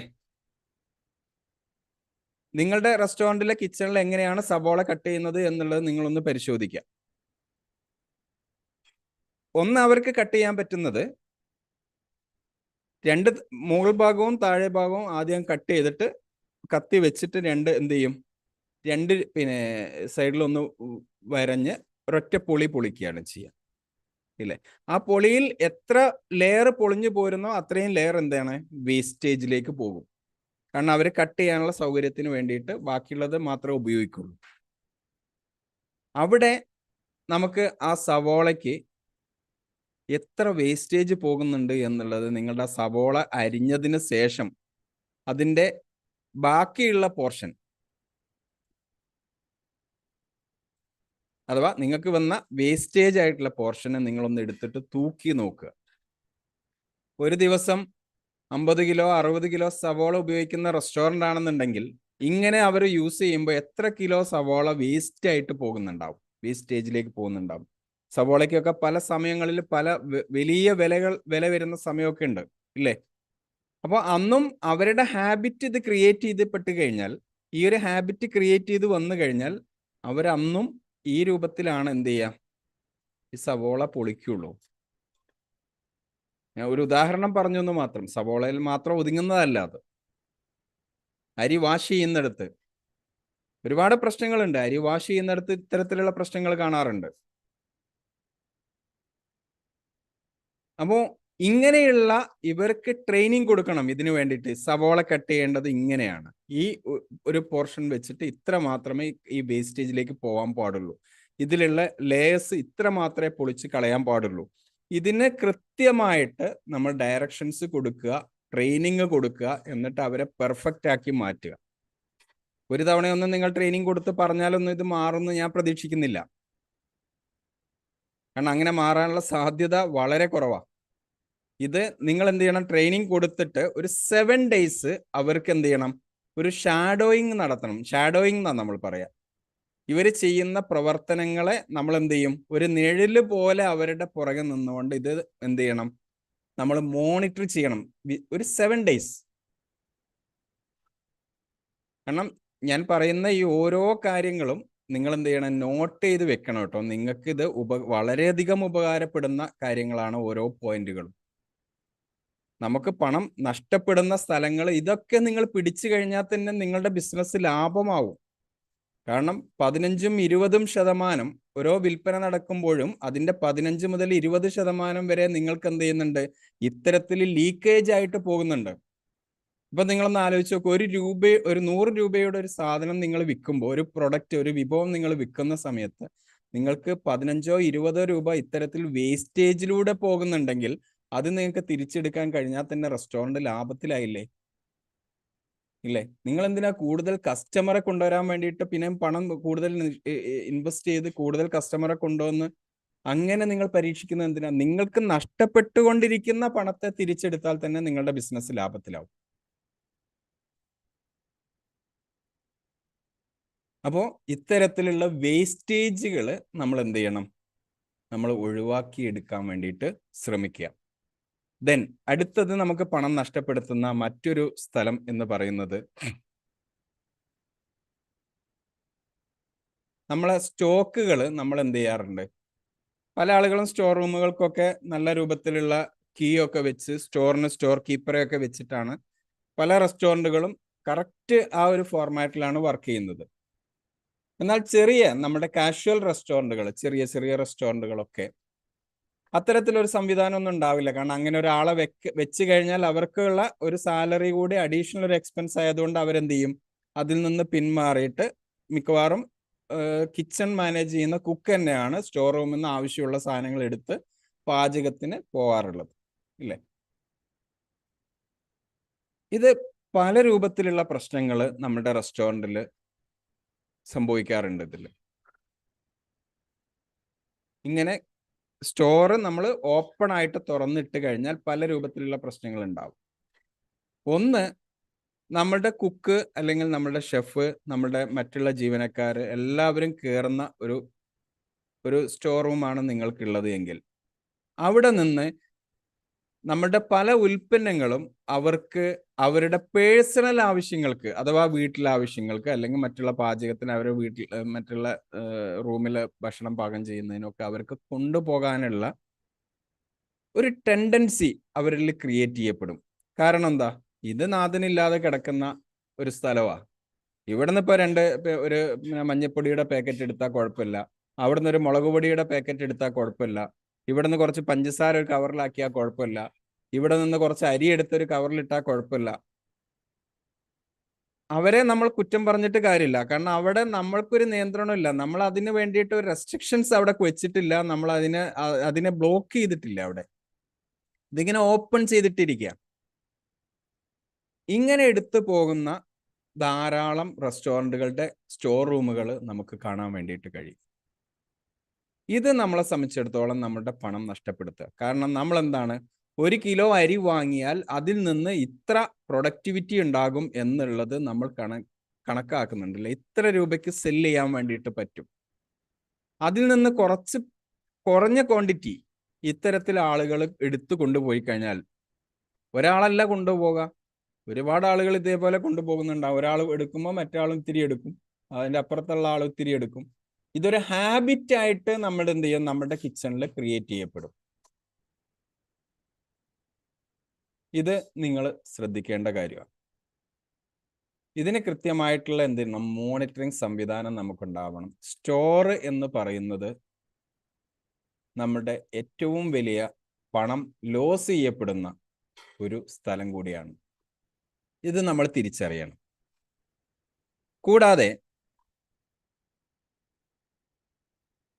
ഞാൻ ഇതിനു മുമ്പ് ഈ ഒരു കാര്യത്തെ മാത്രം ബേസ് ചെയ്തുകൊണ്ട് ഞാനൊരു ആർട്ടിക്കിൾ എഴുതിയിട്ടുണ്ടായിരുന്നു. അന്ന് എനിക്ക് വലിയ ഈ ജീവനക്കാരുടെ ഭാഗത്തു നിന്നൊക്കെ ഭയങ്കര എതിർപ്പ്, ഭയങ്കരമായിട്ട് എനിക്ക് കമന്റ്സുകളൊക്കെ അവർ ഇട്ടിട്ടുണ്ടായിരുന്നു. ജീവനക്കാർക്ക് കൊടുക്കാനുള്ളതൊക്കെ കറക്റ്റായിട്ട് കൊടുത്താൽ അവരിങ്ങനെ എടുക്കുമോ എന്നൊക്കെ ചോദിച്ചുകൊണ്ട് ഒരുപാട് കമന്റുകളൊക്കെ അന്ന് കണ്ടിട്ടുണ്ടായിരുന്നു. പക്ഷേ ഞാൻ പറയുന്നത്, അവർക്ക് നമ്മൾ കൊടുത്താലും കൊടുത്തിട്ടില്ലെങ്കിലും അവർക്കിത് എടുക്കാനുള്ള സാഹചര്യങ്ങൾ നമ്മൾ സൃഷ്ടിച്ചു കൊടുത്തു കഴിഞ്ഞാൽ അവരെന്ത് ചെയ്യും, അത് എടുത്തു പോകും. അതിനുള്ള സാഹചര്യം നമ്മൾ സൃഷ്ടിക്കാതിരിക്കുക എന്നുള്ളതാണ് നമ്മൾ ചെയ്യേണ്ടത്. അതുപോലെ അടുത്ത മറ്റൊരു കാര്യം, നിങ്ങൾക്ക് നിങ്ങളുടെ റെസ്റ്റോറൻറ്റിൽ എത്ര ജീവനക്കാരുണ്ടെങ്കിലും ആ ജീവനക്കാരുടെ ഭക്ഷണം നിങ്ങൾ സെപ്പറേറ്റ് മെനു സെറ്റ് ചെയ്തുകൊണ്ട് അവർക്ക് വേണ്ടി സെപ്പറേറ്റ് നിങ്ങൾ എന്ത് ചെയ്യണം, പ്രിപ്പയർ ചെയ്ത് കൊടുക്കുക. അവർക്ക് ബിരിയാണി കൊടുക്കാം, അവർക്ക് നിങ്ങൾക്ക് ചിക്കൻ കൊടുക്കാം, ഫിഷ് കൊടുക്കാം, എന്ത് വേണമെങ്കിലും നിങ്ങൾക്ക് കൊടുക്കാം. അത് നിങ്ങളുടെ താല്പര്യവും ഇഷ്ടങ്ങളും അനുസരിച്ച് അവർക്ക് ആവശ്യമുള്ള ഡയറ്റ് പ്ലാൻ അനുസരിച്ച് നിങ്ങൾക്ക് എന്ത് ചെയ്യാം, ഒരു പ്ലാൻ സെറ്റ് ചെയ്ത് നിങ്ങൾക്ക് ആ മെനു സെറ്റ് ചെയ്ത് വെക്കാം. നിങ്ങൾ കസ്റ്റമർക്ക് പ്രിപ്പയർ ചെയ്യുന്ന ഒരു ഉൽപ്പന്നം പോലും നിങ്ങളുടെ ജീവനക്കാർക്ക് കൊടുക്കാൻ പാടില്ല. കാരണം മറ്റൊന്നുമല്ല, നിങ്ങൾ നിങ്ങളുടെ വില നിലവാരത്തെ, നിങ്ങൾ വിൽക്കാനുള്ള വിലയെ നിങ്ങൾ നിശ്ചയിച്ചിരിക്കുന്നത് നിങ്ങൾ വാങ്ങുന്ന അസംസ്കൃത വസ്തുക്കളുടെ വില അടിസ്ഥാനപ്പെടുത്തിയിട്ടാ അല്ലേ? ഞാൻ നേരത്തെ പറഞ്ഞു, 1 കിലോ അരി നിങ്ങൾ വാങ്ങിയിട്ടുണ്ടെങ്കിൽ ആ അരിക്ക് അനുപാതമായിട്ട് നിങ്ങൾ എത്രയ്ക്ക് വിറ്റ് കഴിഞ്ഞാലാണ് നിങ്ങൾക്കത് പ്രോഫിറ്റ് ആവുക എന്നുള്ളത് നിങ്ങൾ നിശ്ചയിച്ചിട്ടുണ്ട്. അവിടെ നിങ്ങൾ വാങ്ങിയ അരിയിൽ നിന്ന് നിങ്ങൾ നിങ്ങളുടെ കസ്റ്റമർ, നിങ്ങളുടെ ജീവനക്കാരനുള്ള ഉൽപ്പന്നം കൂടി നിങ്ങൾ അതിൽ നിന്ന് കൊടുത്തു കഴിഞ്ഞാൽ നിങ്ങൾക്കിത് പ്രോഫിറ്റ് ആക്കാൻ വേണ്ടിയിട്ട് പ്രയാസപ്പെടും. അവിടെ നിങ്ങളുടെ പണം നിങ്ങൾക്ക് ലീക്കേജ് ആണ്. അവിടെ നിങ്ങൾ അറിയാതെ നിങ്ങളുടെ ജീവനക്കാരിലൂടെ അവരിലേക്ക് നിങ്ങൾക്ക് ഈ പണം എന്ത് ചെയ്യും, ലീക്കേജ് ആയിട്ട് പോകും. കൂടാതെ നിങ്ങളൊരു ചിക്കൻ, നിങ്ങൾ കരുതുക, നിങ്ങളൊരു ചിക്കൻ വാങ്ങി, ആ ചിക്കൻ ഇത്ര പീസായിട്ട് അത്രയും പീസുകൾ വിറ്റ് കഴിഞ്ഞാലാണ് നിങ്ങൾക്ക് പ്രോഫിറ്റബിൾ ആകുക എന്നുള്ളത് നിങ്ങൾ കരുതിയിട്ടുണ്ട് അല്ലേ? ചിക്കൻ്റെ അത്രയും പോർഷൻസ് നിങ്ങൾ എത്ര പോർഷൻ, 8 പീസാണ് 8 പീസ്, 9 പീസാണ് 9 പീസ്, അല്ലെ 6 പീസാണ് 6 പീസ്, 4 പീസാണ് 4 പീസ്. ഈ 4 പീസ് നിങ്ങൾ ഇതിൽ നിന്ന് വിൽക്കുന്ന സമയത്താണ് നിങ്ങൾക്ക് എന്താവുന്നത്, അത് പ്രോഫിറ്റബിൾ ആകുന്നത്. ഈ 4 പീസിന് പകരം നിങ്ങൾക്ക് 3 പീസേ വിൽക്കാൻ കിട്ടുന്നുള്ളൂ. 1 പീസ് നിങ്ങളുടെ ജീവനക്കാര് ഭക്ഷണം കഴിക്കുന്നതിന് എടുത്തു. അപ്പൊ നിങ്ങൾക്ക് എന്താ അവിടെ പ്രോഫിറ്റ് ഉള്ളത്? നിങ്ങളുടെ പ്രോഫിറ്റ് എവിടെ പോകുന്നു? ഈ ഒരു പീസിലൂടെ നഷ്ടപ്പെടുന്നു. ഇത് നമ്മൾ തെഫ്റ്റ് ആയിട്ടാണ് കാൽക്കുലേറ്റ് ചെയ്യുക. തെഫ്റ്റ്, നേരത്തെ ഞാൻ പറഞ്ഞത് തെഫ്റ്റിലാണ് നമ്മൾ ഇതൊക്കെ കാൽക്കുലേറ്റ് ചെയ്യുക. കാരണം നമ്മൾ ജീവനക്കാർ കഴിക്കുന്നതിന് നമ്മളെ സംബന്ധിച്ചിടത്തോളം പ്രശ്നങ്ങളൊന്നുമില്ല. അവർ കഴിക്കണം, അവർക്ക് നല്ല ആരോഗ്യം ഉണ്ടാവണം, നല്ല ഭക്ഷണം കൊടുക്കണം, അവർ സാറ്റിസ്ഫൈഡ് ആവണം, എല്ലാം റെഡിയാ. പക്ഷേ നിങ്ങൾ നിങ്ങളുടെ ഉപഭോക്താവിന് വേണ്ടിയിട്ട്, നിങ്ങളുടെ ഗസ്റ്റിന് വേണ്ടിയിട്ട് നിങ്ങൾ പ്രിപ്പയർ ചെയ്യുന്ന ഫുഡിൽ നിന്ന് ഒരു പോർഷൻ പോലും നിങ്ങളുടെ ജീവനക്കാരിലേക്ക് പോകാൻ പാടില്ല. ഇതിന് നിങ്ങൾ കൃത്യമായിട്ടുള്ള നിയന്ത്രണം വരുത്തണം. നിങ്ങളുടെ ജീവനക്കാർക്ക് വേണ്ട മെനു, നിങ്ങൾ ഒരു മൺഡേ ഇന്ന മെനു ആണ് നിങ്ങൾ എഴുതിയിട്ട് നിങ്ങളുടെ കിച്ചണിൽ തൂക്കണം. ട്യൂസ്ഡേ നിങ്ങളുടെ മെനു നിങ്ങൾ അവിടെ ഫിക്സ് ചെയ്യണം. ഓരോ ദിവസത്തെയും ഓരോ നേരത്തെയും ഫുഡിന്റെ മെനു നിങ്ങൾ എന്ത് ചെയ്യണം? നിങ്ങളുടെ ലിസ്റ്റ് നിങ്ങൾ അവിടെ തൂക്കിയിരിക്കണം. അത് കൂടാതെ അഡീഷണൽ ആയിട്ട് ഒരു മെനു ഇദ്ദേഹത്തിന് ആവശ്യമുണ്ടെങ്കിൽ നിങ്ങൾക്ക് ഡിസ്കൗണ്ട് പ്രൈസിൽ വേണമെങ്കിൽ കൊടുക്കാം. നമ്മുടെ ജീവനക്കാരന് ഒരു ഡിസ്കൗണ്ട് പ്രൈസിൽ കൊടുക്കാം നമുക്ക്. അല്ലാതെ നമ്മളുടെ അളവിൽ വന്ന, നമ്മളുടെ കണക്കിൽ വന്ന ഒരു വിഭവത്തെ നമ്മൾ അവിടെ നിന്ന് നമുക്ക് എന്ത് ചെയ്യാൻ പാടില്ല? ഷോർട്ടേജ് വരാൻ പാടില്ല, വിൽപ്പനയ്ക്ക് കിട്ടാതെ പോവാൻ പാടില്ല. ക്ലിയർ ആയെന്ന് കരുതുന്നു. ഓക്കെ, ഇങ്ങനെ നിങ്ങൾ കൃത്യമായിട്ട് നിങ്ങൾക്ക് മോണിറ്റർ ചെയ്ത് കഴിഞ്ഞാൽ നിങ്ങളുടെ ബിസിനസ്സിൽ ഓരോ മാസവും 20 മുതൽ 30% വരെ ഫിനാൻഷ്യൽ ഗ്രോത്ത് കാണിക്കും എന്നുള്ളതാണ് കണക്കുകൾ സൂചിപ്പിക്കുന്നത്. അഥവാ തെഫ്റ്റ് മാത്രം നമ്മൾ ഫോക്കസ് ചെയ്തിട്ട്, തെഫ്റ്റ് മാത്രം. കാരണം എന്താണെന്നറിയോ? നമ്മൾ കരുതുന്നതിലും മാരകമാണ് ഈ പറയുന്ന പ്രശ്നങ്ങൾ. കാരണം പല റെസ്റ്റോറൻറ്റുകളിലും ഈ അലക്കാട അടിക്കുന്ന ആ ഒരു സിസ്റ്റത്തിലാ പോവുക അല്ലെ? സിംഗിൾ പോർഷൻസുകൾ അടിച്ചാണ് പോവുക. ഇതിൽ ചിലപ്പോൾ ഈ പോർഷൻസ് സെറ്റ് എടുത്ത് വരുമ്പോൾ ചില ക്വാണ്ടിറ്റി ഇത്തിരി കൂടുതൽ വരും. ഈ ക്വാണ്ടിറ്റി കൂടുതൽ വരുന്നത് ജീവനക്കാരെടുത്തിട്ട് അവരുടെ ഭക്ഷണമായിട്ട് കഴിക്കും. ഈ ക്വാണ്ടിറ്റി കൂടുതൽ വരുന്നത് അവരെടുത്ത് കഴിക്കുമ്പോൾ നിങ്ങൾ വാങ്ങി വെച്ചിരിക്കുന്ന ഇൻഗ്രീഡിയൻസിലാണ് കുറവ് വരുന്നത്, അല്ലേ? അപ്പൊ ഇൻഗ്രീഡിയൻസിന്റെ കോസ്റ്റ് കൂടുക. നിങ്ങൾ 100 രൂപയ്ക്ക് വാങ്ങിയ ഇൻഗ്രീഡിയൻസ് നിങ്ങൾക്ക് പണം കിട്ടാതെ മറ്റൊരാൾ എടുത്തു പോകുമ്പോൾ ഈ 100 രൂപന്റെ ഇൻഗ്രീഡിയൻസ് 150 രൂപന്റെ ഇൻഗ്രീഡിയൻസ് ആയിട്ട് മാറും, ഇല്ലേ? അതിന്റെ ക്വാണ്ടിറ്റി കുറയല്ലേ ഇവിടെ? ക്വാണ്ടിറ്റി കുറയുമ്പോൾ എന്താവും? കിട്ടിയ ക്വാണ്ടിറ്റിയിലേക്ക് അതിന്റെ പ്രൈസിങ് കൂടും. 100 രൂപയ്ക്ക് 150 രൂപ എക്സ്പെൻസ് വരും. അങ്ങനെ നിങ്ങളുടെ പണം എന്താവും? നിങ്ങൾക്ക് കിട്ടേണ്ട ലാഭം അതിലൂടെ ഇങ്ങനെ പുറത്തേക്ക് പോയിക്കൊണ്ടിരിക്കും. അപ്പൊ ഇത് നമ്മൾ എന്ത് ചെയ്യണം? മോണിറ്റർ ചെയ്യണം. ഇവരുടെ ഭക്ഷണത്തിന് അവർക്ക് നല്ല ഭക്ഷണം കൊടുക്കണം, നല്ല ഡയറ്റ് പ്ലാൻ കൊടുക്കണം, അവർക്ക് നല്ല സ്പെഷ്യൽ വിഭവങ്ങൾ കൊടുക്കണം, എല്ലാം കൊടുക്കണം. ഇതെല്ലാം കൊടുക്കുന്നത് എങ്ങനെ ആയിരിക്കണം? അവർക്കൊരു പ്ലാൻ സെറ്റ് ചെയ്ത്, അവരുടെ ഒരു മെനു സെറ്റ് ചെയ്ത് ആ മെനുവിൽ നിന്നായിരിക്കണം നിങ്ങളിത് കൊടുക്കേണ്ടത്. എങ്കിൽ നിങ്ങൾക്ക് ഈ ഒരു പണത്തിന്റെ ശോഷണം അല്ലെങ്കിൽ ലോസ് നിങ്ങൾക്ക് എന്ത് ചെയ്യാൻ പറ്റും? മാനേജ് ചെയ്യാൻ പറ്റും. അതിലൂടെ നിങ്ങൾക്ക് എന്ത് ചെയ്യാൻ പറ്റും? നിങ്ങൾക്ക് ലാഭത്തിലേക്ക് നിങ്ങളുടെ ബിസിനസ്സിനെ കൊണ്ടുവരാൻ വേണ്ടി പറ്റും. ഓക്കെ, നമ്മൾ പറയാറുള്ളത് ലാഭത്തിലാവണമെങ്കിൽ ഇനിയും കച്ചവടം കൂടണം, അല്ലേ? കൂടുതൽ ഉപഭോക്താക്കൾ വരണം, അല്ലെ കൂടുതൽ ഗസ്റ്റ് വരണം എന്നാണ് നമ്മൾ പറയാ. പക്ഷെ ഇത്തരത്തിലുള്ള നഷ്ടങ്ങളെ നമ്മളൊന്ന് ആഞ്ഞു പിടിച്ചു കഴിഞ്ഞാൽ നമ്മളെ സംബന്ധിച്ചിടത്തോളം എന്താവും? ഇത് പ്രോഫിറ്റബിൾ ആവും. ഓക്കെ, ദെൻ ഇങ്ങനെയുള്ള കാര്യങ്ങളൊക്കെ ചെയ്യാൻ വേണ്ടിയിട്ട് നിങ്ങൾക്ക് എന്ത് ചെയ്യാം? നിങ്ങൾക്ക് സോഫ്റ്റ്വെയറുകളുടെ സപ്പോർട്ട് ഇതിന് നല്ല രൂപത്തിൽ ഉപകാരപ്പെടും. പോസ്റ്റ് സിസ്റ്റങ്ങളൊക്കെ ഉപയോഗിക്കുന്ന റെസ്റ്റോറൻറ്റുകളിൽ നിങ്ങൾക്ക് ഒരു ചിക്കൻ നിങ്ങളുടെ ഇൻവെന്ററിയിലേക്ക് വന്നു കഴിഞ്ഞാൽ ആ ചിക്കനിൽ നിന്ന് എത്ര പോർഷൻസ് നിങ്ങൾക്ക് വിൽക്കാൻ കിട്ടും എന്നുള്ളത് നിങ്ങൾ അപ്പോൾ തന്നെ നിങ്ങൾക്ക് എന്ത് ചെയ്യാൻ പറ്റാം? നിങ്ങളുടെ പോസ്റ്റ് സിസ്റ്റത്തിൽ അപ്ഡേറ്റ് ആവും, അല്ലേ? നിങ്ങളുടെ ഇൻപുട്ട് കാണിക്കുമ്പോൾ തന്നെ അവിടെ നിന്ന് ഈ ചിക്കൻ എന്തൊക്കെ വിഭവങ്ങളായിട്ടാണ് നമ്മൾ പുറത്തേക്ക് പോകാൻ പോകുന്നത് എന്നുള്ളതിന് നമ്മൾ എന്ത് ചെയ്യും? അപ്ഡേറ്റ് ചെയ്യും. അപ്ഡേറ്റ് ചെയ്ത് കഴിഞ്ഞാൽ ഇത്രയും പോർഷൻസ് നമുക്ക് വിൽക്കാൻ കിട്ടിയിട്ടില്ലെങ്കിൽ ഈ പോർഷൻസ് എവിടെ പോയി എന്നുള്ളത് നമുക്ക് അന്വേഷിക്കാം. അപ്പം പോർഷൻസ് എവിടെയാണ്? ഒന്നുകിൽ എവിടെ ആയിരിക്കും പോകുന്നത്? ഒന്നുകിൽ വേസ്റ്റേജ് ആയിട്ട് പോയിട്ടുണ്ടാവും, അല്ലെങ്കിൽ മറ്റൊരാൾ കഴിച്ചിട്ട് നഷ്ടപ്പെട്ടിട്ടുണ്ടാവും. അപ്പൊ ഈ വിൽക്കാൻ കിട്ടാത്ത ഇത്രയും പോർഷൻസുകൾ എവിടെ പോയി എന്നുള്ളത് നമ്മൾ കണ്ടെത്തുന്നതിലൂടെ നമുക്ക് എന്ത് ചെയ്യാൻ പറ്റും? ഇത്തരത്തിലുള്ള പ്രശ്നങ്ങൾ പരിഹരിക്കാൻ വേണ്ടിയിട്ട് പറ്റും. അതുപോലെ തന്നെയാണ് നമ്മുടെ സ്റ്റോറ് കൃത്യമായിട്ട് ഓരോ ബാച്ച് ഉൽപ്പന്നങ്ങളും ഉണ്ടാക്കാൻ ആവശ്യമായിട്ടുള്ള ഉൽപ്പന്നങ്ങൾ അല്ലെങ്കിൽ ഇൻഗ്രീഡിയൻസുകൾ ഇവിടുന്ന് എന്ത് ചെയ്യണം? സ്റ്റോറിൽ നിന്ന് കിച്ചണിലേക്ക് കൊടുക്കാൻ വേണ്ടിയിട്ടുള്ള ഒരു സ്റ്റോർ റെസ്പോൺസിബിലിറ്റി ഉള്ള ഒരാളെ നിങ്ങൾക്ക് സ്റ്റോറിൽ നിയമിക്കണം. ഓക്കെ, അങ്ങനെ നിയമിച്ചു കഴിഞ്ഞാൽ നിങ്ങൾക്ക് ഒരാൾക്ക് ശമ്പളം കൊടുത്താൽ പോലും നിങ്ങൾക്ക് അതൊരു മാസം കഴിയുമ്പോൾ നിങ്ങൾക്ക് ലാഭമായിരിക്കും. കാരണം സ്റ്റോറിൽ ഞാൻ പറഞ്ഞു first in first out monitor ചെയ്യാം. അതേപോലെ തന്നെ സ്റ്റോറിലുള്ള മറ്റുള്ള ഡാമേജസുകൾ, സ്റ്റോറിലേക്ക് വരുന്ന ഉൽപ്പന്നങ്ങൾ വലിയ പാക്കറ്റുകളൊക്കെ ആയിട്ടായിരിക്കും വരിക അല്ലേ? അതൊക്കെ ഒന്ന് നോക്കി അതിൽ ഡാമേജ് ഉണ്ടോ, ഡാമേജ് ഉണ്ടെങ്കിൽ അത് അപ്പോൾ തന്നെ വെണ്ടേഴ്സിന് കൊടുത്ത് അത് ക്ലാരിറ്റി വരുത്തി നമുക്ക് സ്റ്റോറിലേക്ക് വെക്കുന്നതിന്. അതേപോലെ തന്നെ വെണ്ടേഴ്സ് കൊണ്ടുവരുന്ന ഉൽപ്പന്നങ്ങൾ കൃത്യമായിട്ട് വെയിറ്റ് അഥവാ ക്വാണ്ടിറ്റി ഉണ്ട് എന്നുള്ളത് ഉറപ്പുവരുത്തുന്നതിന്, ഇതിനൊക്കെ നിങ്ങൾക്ക് എന്ത് ചെയ്യാൻ പറ്റും? സ്റ്റോർ കീപ്പർ ഉണ്ടെങ്കിൽ നിങ്ങൾക്ക് നിങ്ങളുടെ ലാഭകരമാവും. അദ്ദേഹത്തിന് ശമ്പളം കൊടുത്താൽ പോലും നിങ്ങളുടെ റെസ്റ്റോറൻറ്റിൽ നിങ്ങൾക്ക് നഷ്ടം വരില്ല, അത് ലാഭത്തിലേക്കേ വരുള്ളൂ. ഓക്കെ. അടുത്തത് നമ്മുടെ റെസ്റ്റോറൻറ്റിൽ നടക്കുന്ന മറ്റൊരു പ്രശ്നം എന്ന് പറയുന്നത്, നമ്മുടെ റെസ്റ്റോറൻറ്റിൽ ജീവനക്കാരാണ് ജീവനക്കാരുടെ എണ്ണം തീരുമാനിക്കുന്നത്. നമ്മൾ ശ്രദ്ധിച്ചിട്ടുണ്ടോ? അത് പല സമയങ്ങളിലും അവിടെ ഓരോ ഓരോ ഡിപ്പാർട്ട്മെന്റിലും വർക്ക് ചെയ്യുമ്പോൾ ഇന്ന് അവിടെ 2 ആൾ കൂടെ വേണം, ഇവിടെ 1 ആൾ വേണം, അവിടെ 2 ആളെ നിയമിക്കണം എന്നൊക്കെ പറഞ്ഞുകൊണ്ട് നമ്മുടെ ജീവനക്കാരിൽ കിട്ടുന്ന ഫീഡ്ബാക്ക് ആണത്. കാരണം അവര് സേഫ് സോണിൽ വർക്ക് ചെയ്യുന്ന ആളുകളാണ്. നമ്മൾ ഇതിൽ മനസ്സിലാക്കേണ്ടത് അതാണ്.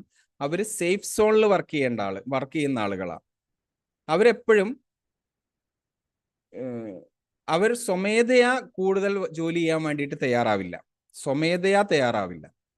അതിന് പകരം നമ്മൾ അവരെ ജോലി കൂടുതൽ ചെയ്യിക്കാൻ ആവശ്യമായിട്ടുള്ള ചില സ്ട്രാറ്റജികൾ നമ്മൾ അവിടെ ഇംപ്ലിമെന്റ് ചെയ്യുമ്പോൾ അവർ കൂടുതൽ ജോലി ചെയ്യാൻ വേണ്ടിയിട്ട് തയ്യാറാവും. എന്തൊക്കെ സ്ട്രാറ്റജികൾ? ഇൻസെൻറ്റീവ്സ്, റിവാർഡ്സ്, അതേപോലെ തന്നെ നമ്മുടെ ഗ്രോത്ത് പ്ലാനുകൾ, ഇതൊക്കെ നമ്മൾ ഓഫർ ചെയ്യുന്നതോടുകൂടി ഇവരെന്ത് ചെയ്യും? കൂടുതൽ ജോലി ചെയ്യാൻ വേണ്ടിയിട്ട് തയ്യാറാവും. ഇനി ഇതൊന്നും നമ്മുടെ റെസ്റ്റോറൻറ്റിൽ നമ്മൾ നടപ്പിലാക്കിയിട്ടില്ല എങ്കിൽ ഇവരെന്ത് ചെയ്യില്ല? ഇവര് കുറച്ച് ദിവസമായിട്ട് ആദ്യം ജോലിക്ക് കയറിയ സമയത്ത് നിങ്ങൾ കൃത്യമായിട്ട് ചെയ്യേണ്ട ജോലികളൊക്കെ പറഞ്ഞിട്ടുണ്ടാവും. അവർ കൃത്യമായിട്ട് അതൊക്കെ ആക്സെപ്റ്റ് ചെയ്തിരുന്നു. പക്ഷെ അത്തരം ജോലികളൊന്നും പൂർണ്ണമായിട്ട് ചിലപ്പോൾ ആ സാഹചര്യത്തിൽ ആ റെസ്റ്റോറൻറ്റിൽ ചെയ്യാൻ വേണ്ടിയിട്ടുണ്ടായിരുന്നില്ല എന്ന് വരാം, ഇല്ലേ? അത് കഴിഞ്ഞ് 1 മാസമൊക്കെ കഴിഞ്ഞപ്പോഴാണ് റെസ്റ്റോറൻറ്റ് ഒന്നുകൂടെ ഒന്ന് സെറ്റപ്പായി, ആളുകൾ കൂടുതലൊക്കെ വന്നു തുടങ്ങി, കൂടുതൽ കസ്റ്റമർ വന്നു തുടങ്ങി. അപ്പോൾ അവരുടെ എന്തായി? നിങ്ങൾ ആദ്യം പറഞ്ഞ അത്രയും ജോലി തന്നെ അവിടെ ഉണ്ടാവുള്ളൂ. പക്ഷെ ഇവർ കഴിഞ്ഞ 1 മാസം അല്ലെ 2 മാസം അവരെന്താണ് ചെയ്യാത്ത അത്രയും ജോലി, കുറച്ചുകൂടി കൂടുതൽ ജോലികൾ അവിടെ ചെയ്യേണ്ട ഒരു സാഹചര്യം വരുമ്പോൾ അവർ പറയും ഒരു സ്റ്റാഫിനെ കൂടെ അവിടെ നിയമിക്കണം, അല്ലെ ഒരു സ്റ്റാഫിനെ കൂടെ ഇവിടെ നിയമിക്കണം എന്നുള്ള സംസാരത്തിലേക്ക് വരും. നമുക്കറിയാം അത് വേണ്ട, പക്ഷേ ഇവരെ ആക്സെപ്റ്റ് ചെയ്യില്ല, ജീവനക്കാരെ ആക്സെപ്റ്റ് ചെയ്യില്ല. അങ്ങനെ വരുന്ന പ്രശ്നങ്ങളിൽ നമ്മൾ ജീവനക്കാരെ നിയമിക്കപ്പെടും. ഇതിന് നമുക്കുള്ള ഒരു മെത്തേഡ് എന്താണെന്ന് ചോദിച്ചു കഴിഞ്ഞാൽ, നിങ്ങളുടെ ജീവനക്കാരെ നിങ്ങളുടെ ബിസിനസ്സിലേക്ക് ജോയിൻ ചെയ്യുന്ന അന്ന് മുതൽ അഥവാ ഓൺ ബോർഡിങ് ചെയ്യുന്ന അന്ന് മുതൽ നിങ്ങൾ അവർക്ക് കൃത്യമായിട്ട് ഡെയിലി ബ്രീഫിങ്ങും ഡെയിലി ഫീഡ്ബാക്കിങ്ങും എടുത്തുകൊണ്ട് അവരെ നമ്മൾ ചെയ്യേണ്ട ജോലികൾ ഇന്നതൊക്കെയാണ് എന്നുള്ളത് കൃത്യമായിട്ട് ഓരോ ദിവസവും ഇവരിലേക്ക് എത്തിച്ചുകൊണ്ടിരുന്നാൽ ഇവർ 2 മാസമല്ല 3 മാസം 4 മാസം 5 മാസം കഴിഞ്ഞാലും ഇവരുടെ മൈൻഡ് സെറ്റ് എന്താവുന്നില്ല? നെഗറ്റീവ് ഫോർമാറ്റിലേക്ക് മാറില്ല. ഇത് നമ്മൾ പല സമയത്തും ചെയ്യുന്നില്ല. ഇവിടെയാണ് നമുക്ക് ഉള്ള ഒരു പ്രശ്നമുള്ളത്. നമ്മളുടെ ജീവനക്കാരെ ട്രെയിൻ ചെയ്യുന്നതിൽ നമ്മൾ എന്ത് ചെയ്യുന്നു? പരാജയപ്പെടുന്നു എന്ന് ഞാൻ പറഞ്ഞത്. അവർക്ക് കൃത്യമായിട്ട് കൊടുക്കേണ്ട ഇൻസ്ട്രക്ഷൻസും അതേപോലെ തന്നെ നമ്മുടെ റെസ്റ്റോറൻറ്റിൽ നടപ്പിലാക്കേണ്ട SOPകളും നമ്മൾ കൃത്യമായിട്ട് നടപ്പിലാക്കാൻ വേണ്ടിയിട്ട് നമുക്ക് കഴിയുന്നില്ല. അവിടെ നമ്മൾ പരാജയപ്പെടുക. നിങ്ങൾ രാവിലെ തൊട്ട് വൈകുന്നേരം വരെ ഈ അധ്വാനമാണ്, കഠിനമായിട്ട് അധ്വാനിക്കുക നിങ്ങൾ, അല്ലേ? കുടുംബത്തിനോടൊപ്പം സമയം ചെലവഴിക്കാൻ കിട്ടുന്നില്ല. ഒരു വിധത്തിലുള്ള ആക്ടിവിറ്റികൾക്കും നിങ്ങൾക്ക് സമയമില്ല. നിങ്ങൾ 1 മിനിറ്റ് നിങ്ങളുടെ റെസ്റ്റോറൻറ്റിൽ നിന്ന് മാറി നിന്നാൽ നിങ്ങളുടെ റെസ്റ്റോറൻറ്റ് അന്നത്തെ പ്രശ്നങ്ങളാണ് അവിടെ, അല്ലേ? അപ്പോൾ ഇങ്ങനെയുള്ള പ്രശ്നങ്ങൾക്കുള്ള പരിഹാരം എന്ന് പറയുന്നത് നിങ്ങളുടെ ജീവനക്കാരെ കൃത്യമായിട്ട് SOPകൾ ഉപയോഗിച്ചുകൊണ്ട് സ്റ്റാൻഡേർഡ് ഓപ്പറേറ്റിംഗ് പ്രൊസീജിയേഴ്സ് ഓരോ ഡിപ്പാർട്ട്മെന്റുകളിലും ഓരോ സെക്ടറുകളിലും നമുക്ക് എന്ത് ചെയ്യണം? സ്റ്റാൻഡേർഡ് ഓപ്പറേറ്റിംഗ് പ്രൊസീജിയേഴ്സ് ഉപയോഗിച്ചിട്ട് നമുക്ക് എന്ത് ചെയ്യണം? ഇവരെ കൃത്യമായിട്ട് ജോലി ചെയ്യിക്കാൻ വേണ്ടിയിട്ട് നമുക്ക് കഴിയണം. നിങ്ങൾ അവരോടൊപ്പം നിന്ന് ജോലി ചെയ്യിക്കുന്ന സിസ്റ്റം അല്ല നമ്മൾ ഫോളോ ചെയ്യേണ്ടത്. കാരണം നിങ്ങളെന്ന വ്യക്തി, നിങ്ങളെന്ന ബിസിനസ് ഉടമ, നിങ്ങൾ ഹാർഡ് വർക്ക് ചെയ്യേണ്ട ആളായല്ല. നിങ്ങൾ ഹാർഡ് വർക്ക് ചെയ്ത് കഴിഞ്ഞാൽ നിങ്ങളെ സംബന്ധിച്ചിടത്തോളം നിങ്ങളുടെ പ്രൊഡക്ടിവിറ്റി കുറയാണ്. നിങ്ങൾ ഏത് കാര്യത്തിലാണോ ഹാർഡ് വർക്ക് ചെയ്യുന്നത് ആ ഹാർഡ് വർക്കിൽ മാത്രമായിരിക്കും നിങ്ങൾക്ക് ഫോക്കസ് ഉണ്ടാവുക. നിങ്ങളുടെ റെസ്റ്റോറൻറ്റ് നടത്തുമ്പോൾ നിങ്ങളുടെ റെസ്റ്റോറൻറ്റിൻ്റെ എല്ലാ ഡിപ്പാർട്ട്മെൻറ്റുകളിലും നിങ്ങൾക്ക് ഫോക്കസ് ഉണ്ടാവണം. നിങ്ങളുടെ ബിസിനസ്സിൻ്റെ ഗ്രോത്തിൽ നിങ്ങൾക്ക് ഫോക്കസ് ഉണ്ടാവണം. നിങ്ങളൊന്ന് ആലോചിച്ച് നോക്കുക. നിങ്ങൾ രാവിലെ ഒരു 5 മണിക്ക് അല്ലെ 6 മണിക്ക് അല്ലെ ഒരു 7 മണിക്ക് നിങ്ങളുടെ റെസ്റ്റോറൻറ്റിൽ വന്നു കഴിഞ്ഞാൽ രാത്രി 11 മണി മുതൽ അല്ലെ 2 മണി ആകുമ്പോൾ വരെ നിങ്ങൾ നിങ്ങളുടെ റെസ്റ്റോറൻറ്റിൽ നിന്ന് എന്തൊക്കെ ജോലികളാണ് നിങ്ങൾ ചെയ്യുന്നത്, എന്തൊക്കെ കാര്യങ്ങളാണ് നിങ്ങൾക്ക് ചിന്തിക്കാനും നിങ്ങൾക്ക് പ്രോഗ്രസ് ഉണ്ടാക്കാനും കഴിയുന്നത് എന്നുള്ളത് നിങ്ങൾ ഒരു നിമിഷം ഒന്ന് ചിന്തിച്ചു നോക്കുക. ഇങ്ങനെ നിങ്ങൾക്ക് ചെയ്യാൻ കഴിയാത്തത് കൊണ്ടാണ് നിങ്ങളുടെ ബിസിനസ്സിൽ എന്ത് ഉണ്ടാവാത്തത്, സ്കെയിലപ്പ് നടക്കാത്തത്, അഥവാ നിങ്ങൾക്ക് നിങ്ങളുടെ ബിസിനസ്സിനെ വളരാൻ വേണ്ടിയിട്ട് അനുവദിക്കാൻ കഴിയാത്തത്, അല്ലേ? നമുക്കൊരു ചെടി നമ്മൾ നടുന്നു. ആ ചെടിയുടെ മുകൾ ഭാഗത്ത് നമ്മൾ എന്ത് ചെയ്യുന്നു? എന്തെങ്കിലും ഒരു തടസ്സം ഉണ്ട് എങ്കിൽ ആ ചെടിക്ക് മുകളിലേക്ക് വളരാൻ കഴിയില്ല, ഇല്ലേ? അത് അവിടെ നിന്ന് തന്നെ എന്ത് ചെയ്യും? നമ്മൾ സാധാരണ മലബാർ ഭാഷയിലൊക്കെ പറയും പോലെ കുരുടിച്ചു പോകും എന്ന് പറയും, അല്ലേ? അവിടുന്ന് നമുക്ക് എന്ത് ചെയ്യാൻ പറ്റില്ല, അതിന് വളർച്ച കൊടുക്കാൻ വേണ്ടി പറ്റില്ല. ഈ അവസ്ഥയാണ് നിങ്ങൾക്ക് നിങ്ങളുടെ റെസ്റ്റോറൻറ്റിൽ സംഭവിക്കുന്നത്. നിങ്ങൾ എന്താ ചെയ്യുന്നത്? നിങ്ങൾക്ക് വളരാൻ ഉള്ള അവസരം ഉണ്ടായിട്ടും നിങ്ങൾ ആ അവസരത്തെ നോക്കിക്കാണാതെ നിങ്ങൾ ഇപ്പോഴുള്ള സിറ്റുവേഷനെ മറികടക്കാൻ വേണ്ടിയിട്ട് നിങ്ങൾ എന്ത് ചെയ്യും? നിങ്ങളുടെ ജീവനക്കാരോടൊപ്പം ജോലി ചെയ്യും. നിങ്ങൾ ഹു ഈസ് യുവർ എംപ്ലോയി? ആരാ നിങ്ങളുടെ എംപ്ലോയി എന്ന് പറയുന്ന ആൾ ആരാണ്? അവിടെയാണ് നിങ്ങൾ അതിൻ്റെ യാഥാർത്ഥ്യത മനസ്സിലാക്കേണ്ടത്. നിങ്ങൾ എംപ്ലോയി എന്ന് പറയുന്ന ആള് നിങ്ങൾ ചെയ്യേണ്ട ജോലികൾ ഏറ്റെടുത്ത് ചെയ്യാൻ വേണ്ടി തയ്യാറായി നിങ്ങളോടൊപ്പം ചേർന്ന ആളുകളാണ് നിങ്ങളുടെ എംപ്ലോയി എന്ന് പറയുന്നത്, അല്ലേ? നിങ്ങൾ നിങ്ങളുടെ ജോലികളെ ഡെലിഗേറ്റ് ചെയ്ത് അവർക്ക് കൊടുത്തിരിക്കുക. ഈ ഡെലിഗേറ്റ് ചെയ്ത് കൊടുത്ത ഈ ജോലികളെ കൃത്യമായിട്ട് ചെയ്യാൻ കഴിയുന്ന കൾച്ചറുള്ള എക്സ്പീരിയൻസ് ഉള്ള ആളുകളെ ആണോ നിങ്ങൾ കണ്ടെത്തിയത് എന്നുള്ളതാണ് ആദ്യത്തെ ചോദ്യം. അതല്ല നിങ്ങൾക്കൊരു പൊറോട്ട മേക്കറോ വേണം, പൊറോട്ട മേക്കറുടെ ഏരിയ ഫില്ല് ചെയ്യാൻ പറ്റിയ ഒരാളെ മാത്രമാണോ നിങ്ങൾ നിയമിച്ചത്? ഈ ചോദ്യത്തിന് നിങ്ങൾക്ക് കൃത്യമായിട്ട് ഉത്തരമുണ്ടെങ്കിൽ മാത്രമാണ് നിങ്ങളുടെ എംപ്ലോയി മാനേജ്മെന്റ് അഥവാ HR മാനേജ്മെന്റ് കറക്റ്റ് ആവുള്ളൂ. നിങ്ങളുടെ ജീവനക്കാരൻ എന്ന് പറയുന്നത് നിങ്ങൾ എങ്ങനെയാണോ നിങ്ങൾ ആ ജോലി ചെയ്യുകയാണെങ്കിൽ ആ ജോലി ചെയ്യേണ്ടത് അതേപോലെ ചെയ്യാൻ കഴിവുള്ള ആളുകളായിരിക്കണം. അല്ലെങ്കിൽ എന്താ സംഭവിക്കുക? അവരിൽ നിന്ന് പ്രൊഡക്ടിവിറ്റി ഉണ്ടാവില്ല, കസ്റ്റമർ സാറ്റിസ്ഫാക്ഷൻ ഉണ്ടാവില്ല, നിങ്ങൾക്ക് ടെൻഷൻ മാറിയ സമയവും ഉണ്ടാവില്ല. നിങ്ങളില്ലാതെ ഒരു ജോലിയും, നിങ്ങൾ എന്തെങ്കിലും നിങ്ങളുടെ ഒരു പ്രസന്റ് അവിടെ ഇല്ലാതെ നിങ്ങളുടെ ബിസിനസ്സിലുള്ള ഒരു ജോലിയും പൂർത്തീകരിക്കപ്പെടാത്ത അവസ്ഥയിലേക്ക് നിങ്ങളുടെ റെസ്റ്റോറൻറ്റ് പോകും. ഇന്ന് പരാജയപ്പെട്ടുകൊണ്ടിരിക്കുന്ന റെസ്റ്റോറൻറ്റുകളിൽ കൂടുതൽ റെസ്റ്റോറൻറ്റുകളിലും സംഭവിച്ചുകൊണ്ടിരിക്കുന്ന പ്രശ്നം എന്താണെന്ന് ചോദിച്ചാൽ ബിസിനസ് ഉടമ അതിൻ്റെ ഉള്ളിൽ ഒരു ട്രാപ്പിൽ പെട്ടോണം കുടുങ്ങിക്കിടക്കുക. അവിടുന്ന് രക്ഷപ്പെടാൻ പറ്റുന്നില്ല അവർക്ക്. ഇതാണ് നമ്മുടെ HR മാനേജ്മെന്റിലെ ഏറ്റവും വലിയ പ്രശ്നം. പക്ഷെ നമ്മൾ പറയുന്നത് എന്താ? നല്ല ജീവനക്കാരെ കിട്ടാനില്ല, കിട്ടുന്ന ജീവനക്കാരെ നിൽക്കുന്നില്ല. കാരണം നമ്മളതൊരു പ്രൊഫഷണൽ രീതിയിലല്ല ഈ കാര്യങ്ങളെ കൈകാര്യം ചെയ്യുന്നത്. പ്രത്യേകിച്ച് എംപ്ലോയി എന്ന് പറയുന്നത് നമ്മൾ ഉദ്ദേശിക്കും പോലെ ഒരു സിമ്പിൾ ടാസ്ക് അല്ല. Employee management it's not simple task. ഇത് കുറച്ച് നമ്മൾ സ്ട്രാറ്റജിക്കലായിട്ട് ഇതിനെ ഹാൻഡിൽ ചെയ്യേണ്ടതുണ്ട്. തന്ത്രപരമായിട്ട് വേണം ഇവരെ നമ്മൾ മോണിറ്റർ ചെയ്യാനും ഇവരെ നമ്മൾ ഹാൻഡിൽ ചെയ്യാനും. അത് നമുക്ക് പല സമയങ്ങളിലും കഴിയുന്നില്ല. പല എംപ്ലോയീസിൻ്റെയും പ്രശ്നം എന്താ? എംപ്ലോയേഴ്സിൻ്റെയും പ്രശ്നം എന്താ? ഉടമകളുടെ പ്രശ്നം എന്താ? ഞാൻ ശമ്പളം കൊടുക്കുന്നില്ലേ, അവർക്ക് ജോലി ചെയ്തുകൂടെ? ഈ ഒരു ആറ്റിറ്റ്യൂഡ് നമ്മളിലും ഉണ്ടാവാൻ പാടില്ല. അവർ നമ്മളുടെ ജോലിക്കാരല്ല. നമ്മളെ സംബന്ധിച്ചിടത്തോളം എന്താണ്? നിങ്ങളുടെ പാർട്ടാണ് അവർ. നിങ്ങളെന്ന വ്യക്തിയാണ് നിങ്ങൾ അവരിൽ കാണേണ്ടത്. നിങ്ങൾ ചെയ്യേണ്ട ജോലികളാണ് അവർ ചെയ്യുന്നത് എന്നുള്ള കാഴ്ചപ്പാടിലാണ് നിങ്ങൾ അവരെ കാണേണ്ടത്. അപ്പൊ അവർക്ക് എന്തൊക്കെ നമ്മൾ ചെയ്തു കൊടുക്കണം? അവിടെയാണ് നമ്മൾ ഒന്നും കൂടി നമ്മൾ എന്ത് ചെയ്യേണ്ടത്? ഫ്ലെക്സിബിൾ ആവേണ്ടത്. എന്ത് വേണം? അവർക്ക് നല്ല ഭക്ഷണം കൊടുക്കണം, അവർക്ക് നല്ല താമസം കൊടുക്കണം, അവർക്ക് നല്ല പിന്നെ സാമ്പത്തിക വളർച്ച കൊടുക്കണം നമ്മൾ, അവർക്ക് ജോലിയിൽ വളർച്ച കൊടുക്കണം. ഇത്തരത്തിലുള്ള കാര്യങ്ങൾക്കൊക്കെ നമുക്ക് എന്ത് വേണം? കൃത്യമായിട്ടുള്ള ഒരു പോളിസി ഉണ്ടാവണം അവരെ ജോയിൻ ചെയ്യിക്കുമ്പോൾ തന്നെ, ഇല്ലേ? ഇങ്ങനെ നമ്മൾ ചെയ്തു കഴിഞ്ഞാൽ, ഇങ്ങനെ ചെയ്യുന്ന റെസ്റ്റോറൻറ്റുകളിൽ ഇത്തരത്തിൽ ആളുകൾ വിട്ടുപോകുന്നില്ല. അവർ നല്ല കണക്ഷനിൽ, അവർ നല്ല കൂറിൽ അവരെന്ത് ചെയ്യുന്നുണ്ട്? ആ റെസ്റ്റോറൻറ്റുമായിട്ട് കണക്ട് ചെയ്ത് വർക്ക് ചെയ്തുകൊണ്ടിരിക്കുന്നുണ്ട്. വർഷങ്ങളായിട്ട് റെസ്റ്റോറൻറ്റിൽ നിൽക്കുന്ന ആളുകൾ എത്രയോ നമ്മൾ കാണാൻ കഴിയും, ഇല്ലേ? അപ്പോൾ ഇങ്ങനെ നമുക്ക് എന്ത് ചെയ്യാൻ പറ്റും? നമ്മുടെ റെസ്റ്റോറൻറ്റിലുള്ള ജീവനക്കാരിൽ നിന്ന് നമുക്ക് മാക്സിമം പ്രൊഡക്ടിവിറ്റി ഉണ്ടാക്കാൻ വേണ്ടിയിട്ട് പറ്റും.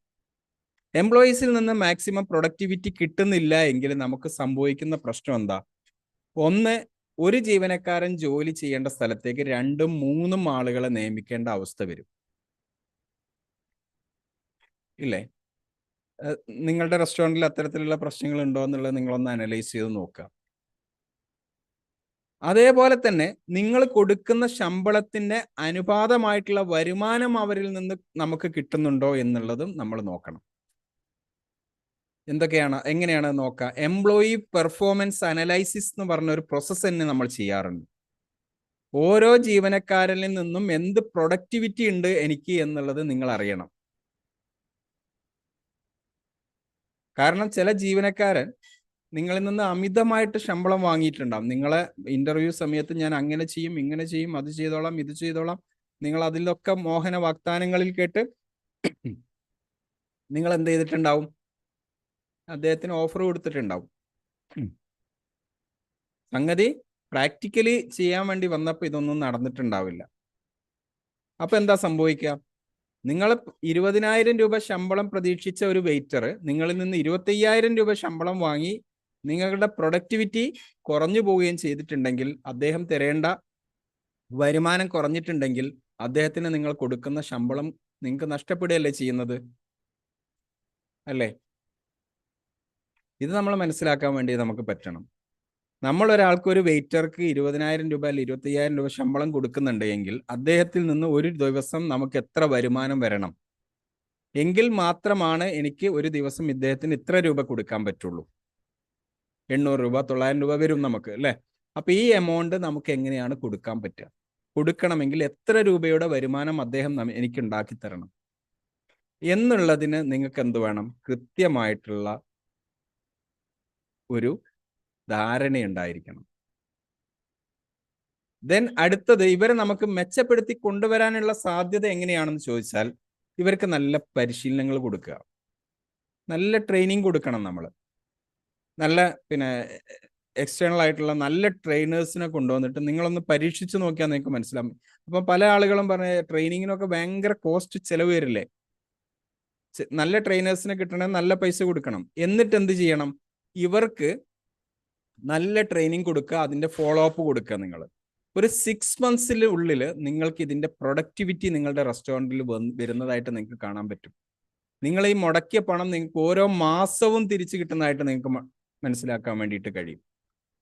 കൃത്യമായിട്ട് ട്രെയിനിങ് കൊടുക്കുന്ന റെസ്റ്റോറൻറ്റുകളിൽ ജീവനക്കാരെന്ത് ചെയ്യുന്നില്ല, വിട്ടുപോകുന്നില്ല എന്നുള്ളത് നിങ്ങൾക്ക് മനസ്സിലാക്കാൻ വേണ്ടിയിട്ട് പറ്റും. ഇത്തരം റെസ്റ്റോറൻറ്റുകളൊക്കെ എടുത്ത് നിങ്ങൾ നോക്കിയാൽ അറിയാം. അതുമല്ല, അവരെ ഏൽപ്പിക്കുന്ന ജോലികൾ, അവർക്ക് ജോബ് റെസ്പോൺസിബിലിറ്റി കൊടുത്ത്, അവരുടെ SOP അവർക്ക് കൊടുത്ത്, അവർക്ക് കൃത്യമായിട്ട് അവരുടെ ജോലി എന്താണെന്നുള്ള കൃത്യമായിട്ട് ബോധ്യപ്പെട്ട് വർക്ക് ചെയ്യാൻ ഇത്തരത്തിലുള്ള ട്രെയിനിങ് പ്രോഗ്രാമുകൾ അവരെ സഹായിക്കും. അതുമല്ല, അവരുടെ ഭാവി അവർക്ക് വളരെ മെച്ചപ്പെട്ടതാണ് എന്നുള്ളത് ബോധ്യപ്പെടുന്നതിനും ഇത്തരത്തിലുള്ള ട്രെയിനിങ് പ്രോഗ്രാമുകൾ അവരെ സഹായിക്കും. നിങ്ങൾ ബിസിനസ് ഉടമ എന്നുള്ള നിലയ്ക്ക് ഞാൻ ഇന്നത് തരാം, ഞാൻ അടുത്ത 6 മാസം കഴിയുമ്പോഴേക്ക് എന്നെ ഇന്ന സെക്ഷനിലേക്ക് മാറ്റാം എന്നൊന്നും പറഞ്ഞു കഴിഞ്ഞാൽ അവർ വിശ്വസിക്കില്ല. ഇത്തരത്തിലൊരു ട്രെയിനിങ് പ്രോഗ്രാമിലൂടെ ഇങ്ങനെയുള്ള ഇംപ്രൂവ്മെന്റ്സുകളെ കുറിച്ച് അവർക്ക് ബോധ്യപ്പെടുത്തുന്ന രൂപത്തിലുള്ള ഗെയിം പ്ലാനുകളൊക്കെ കൊടുത്തിട്ടാണ് എന്ത് ചെയ്യുക, ട്രെയിനിങ് പ്രോഗ്രാമുകൾ മുമ്പോട്ട് കൊണ്ടുപോവുക.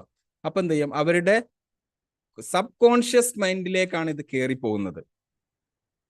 അവിടെയാണ് ഇതിന്റെ വ്യത്യാസം. അവരുടെ സബ് കോൺഷ്യസ് മൈൻഡിലേക്ക് ഇത് പതിയുന്നതോടുകൂടി അവർക്ക് അതില്ലാതെ, പിന്നെ ആ ചിന്തയില്ലാതെ അവരുടെ ജീവിതം ഇല്ല പിന്നീട്. അങ്ങനെ അവരുടെ ലൈഫിൽ മാറ്റങ്ങൾ വന്ന് തുടങ്ങുമ്പോൾ അവരെന്ത് ചെയ്യും? നിങ്ങൾക്ക് വേണ്ടി ജോലി ചെയ്യുന്ന ആളുകളായിട്ട് മാറും. അവർ യഥാർത്ഥത്തിൽ നിങ്ങൾക്ക് വേണ്ടിയിട്ടല്ല ചെയ്യുന്നത്, അവർക്ക് വേണ്ടിയിട്ടാണ് ചെയ്യുന്നത്, പക്ഷെ പ്രൊഡക്ടിവിറ്റി വരുന്നത് നമ്മുടെ ബിസിനസ്സിലേക്കായിരിക്കും. ഓക്കെ, അപ്പൊ ഇങ്ങനെ നമ്മുടെ ജീവനക്കാരുടെ നിയമിക്കുന്നതിൽ വരുന്ന ഓവർ സ്റ്റാഫിങ്ങും അമിതമായിട്ടുള്ള ചെലവുകളും നമുക്ക് എന്ത് ചെയ്യണം? കുറച്ചു കൊണ്ടുവരാൻ വേണ്ടിയിട്ട് നമുക്ക് പറ്റണം. ഇത് നമ്മുടെ പണം നഷ്ടപ്പെടുത്തിക്കൊണ്ടിരിക്കുക. അപ്പൊ നമ്മൾ 3 സെക്ഷൻ നമ്മൾ പറഞ്ഞപ്പോൾ തന്നെ നമുക്ക് എത്ര പണം ലാഭിക്കാൻ കഴിയുന്ന മാർഗങ്ങൾ ഉണ്ട് എന്നുള്ളത് നിങ്ങൾക്ക് മനസ്സിലായിട്ടുണ്ടാവും, ഇല്ലേ? അടുത്തത് ഏറ്റവും ഭീകരമായിട്ടുള്ള ഒരു അവസ്ഥയിലേക്കാണ് നമ്മൾ പോകുന്നത്. ഏറ്റവും ഭീകരമായിട്ടുള്ളൊരു കാര്യം എന്താണ്? വില നിർണയം. ഇത് നമ്മുടെ റെസ്റ്റോറൻറ്റിലെ ഏറ്റവും വലിയ പ്രശ്നങ്ങളിൽ ഒന്നാണ്. നമ്മൾ വില നിർണയിക്കുന്നത് എന്തിനെ അടിസ്ഥാനപ്പെടുത്തിയിട്ടാണ് നമ്മുടെ റെസ്റ്റോറൻറ്റിലെ വില നിർണയിച്ചിട്ടുള്ളത്? നിങ്ങളൊന്ന് നോക്കൂ, നിങ്ങളുടെ റെസ്റ്റോറൻറ്റിൽ നിങ്ങളുടെ വില നിങ്ങൾ എങ്ങനെയാണ് നിർണയിച്ചിട്ടുള്ളത്? സാധാരണ റെസ്റ്റോറൻറ്റിലെ മെനു തയ്യാറാക്കുമ്പോൾ മെനു എഞ്ചിനീയറിംഗ് എന്ന് പറയുന്ന ഒരു പ്രോഗ്രാം തന്നെ ചെയ്യാറുണ്ട്. Menu engineering. What is menu engineering? Menu engineering എന്ന് പറഞ്ഞാൽ നിങ്ങളുടെ ഓരോ ഉൽപ്പന്നങ്ങളും വിൽക്കുമ്പോൾ നിങ്ങൾക്ക് ലാഭം കിട്ടുന്നുണ്ട് എന്നുള്ളത് ഉറപ്പുവരുത്തുക എന്നുള്ളതാണ് മെനു എഞ്ചിനീയറിംഗിന്റെ ഉദ്ദേശം. നിങ്ങളിപ്പോൾ മീൽസ് വിൽക്കുമ്പോൾ നിങ്ങൾക്ക് എത്ര രൂപ ലാഭം കിട്ടും? നിങ്ങളുടെ ബിരിയാണി വിൽക്കുമ്പോൾ നിങ്ങൾക്ക് എത്ര രൂപ ലാഭം കിട്ടും? നിങ്ങളുടെ ചായ വിൽക്കുമ്പോൾ നിങ്ങൾക്ക് എത്ര രൂപ ലാഭം കിട്ടും?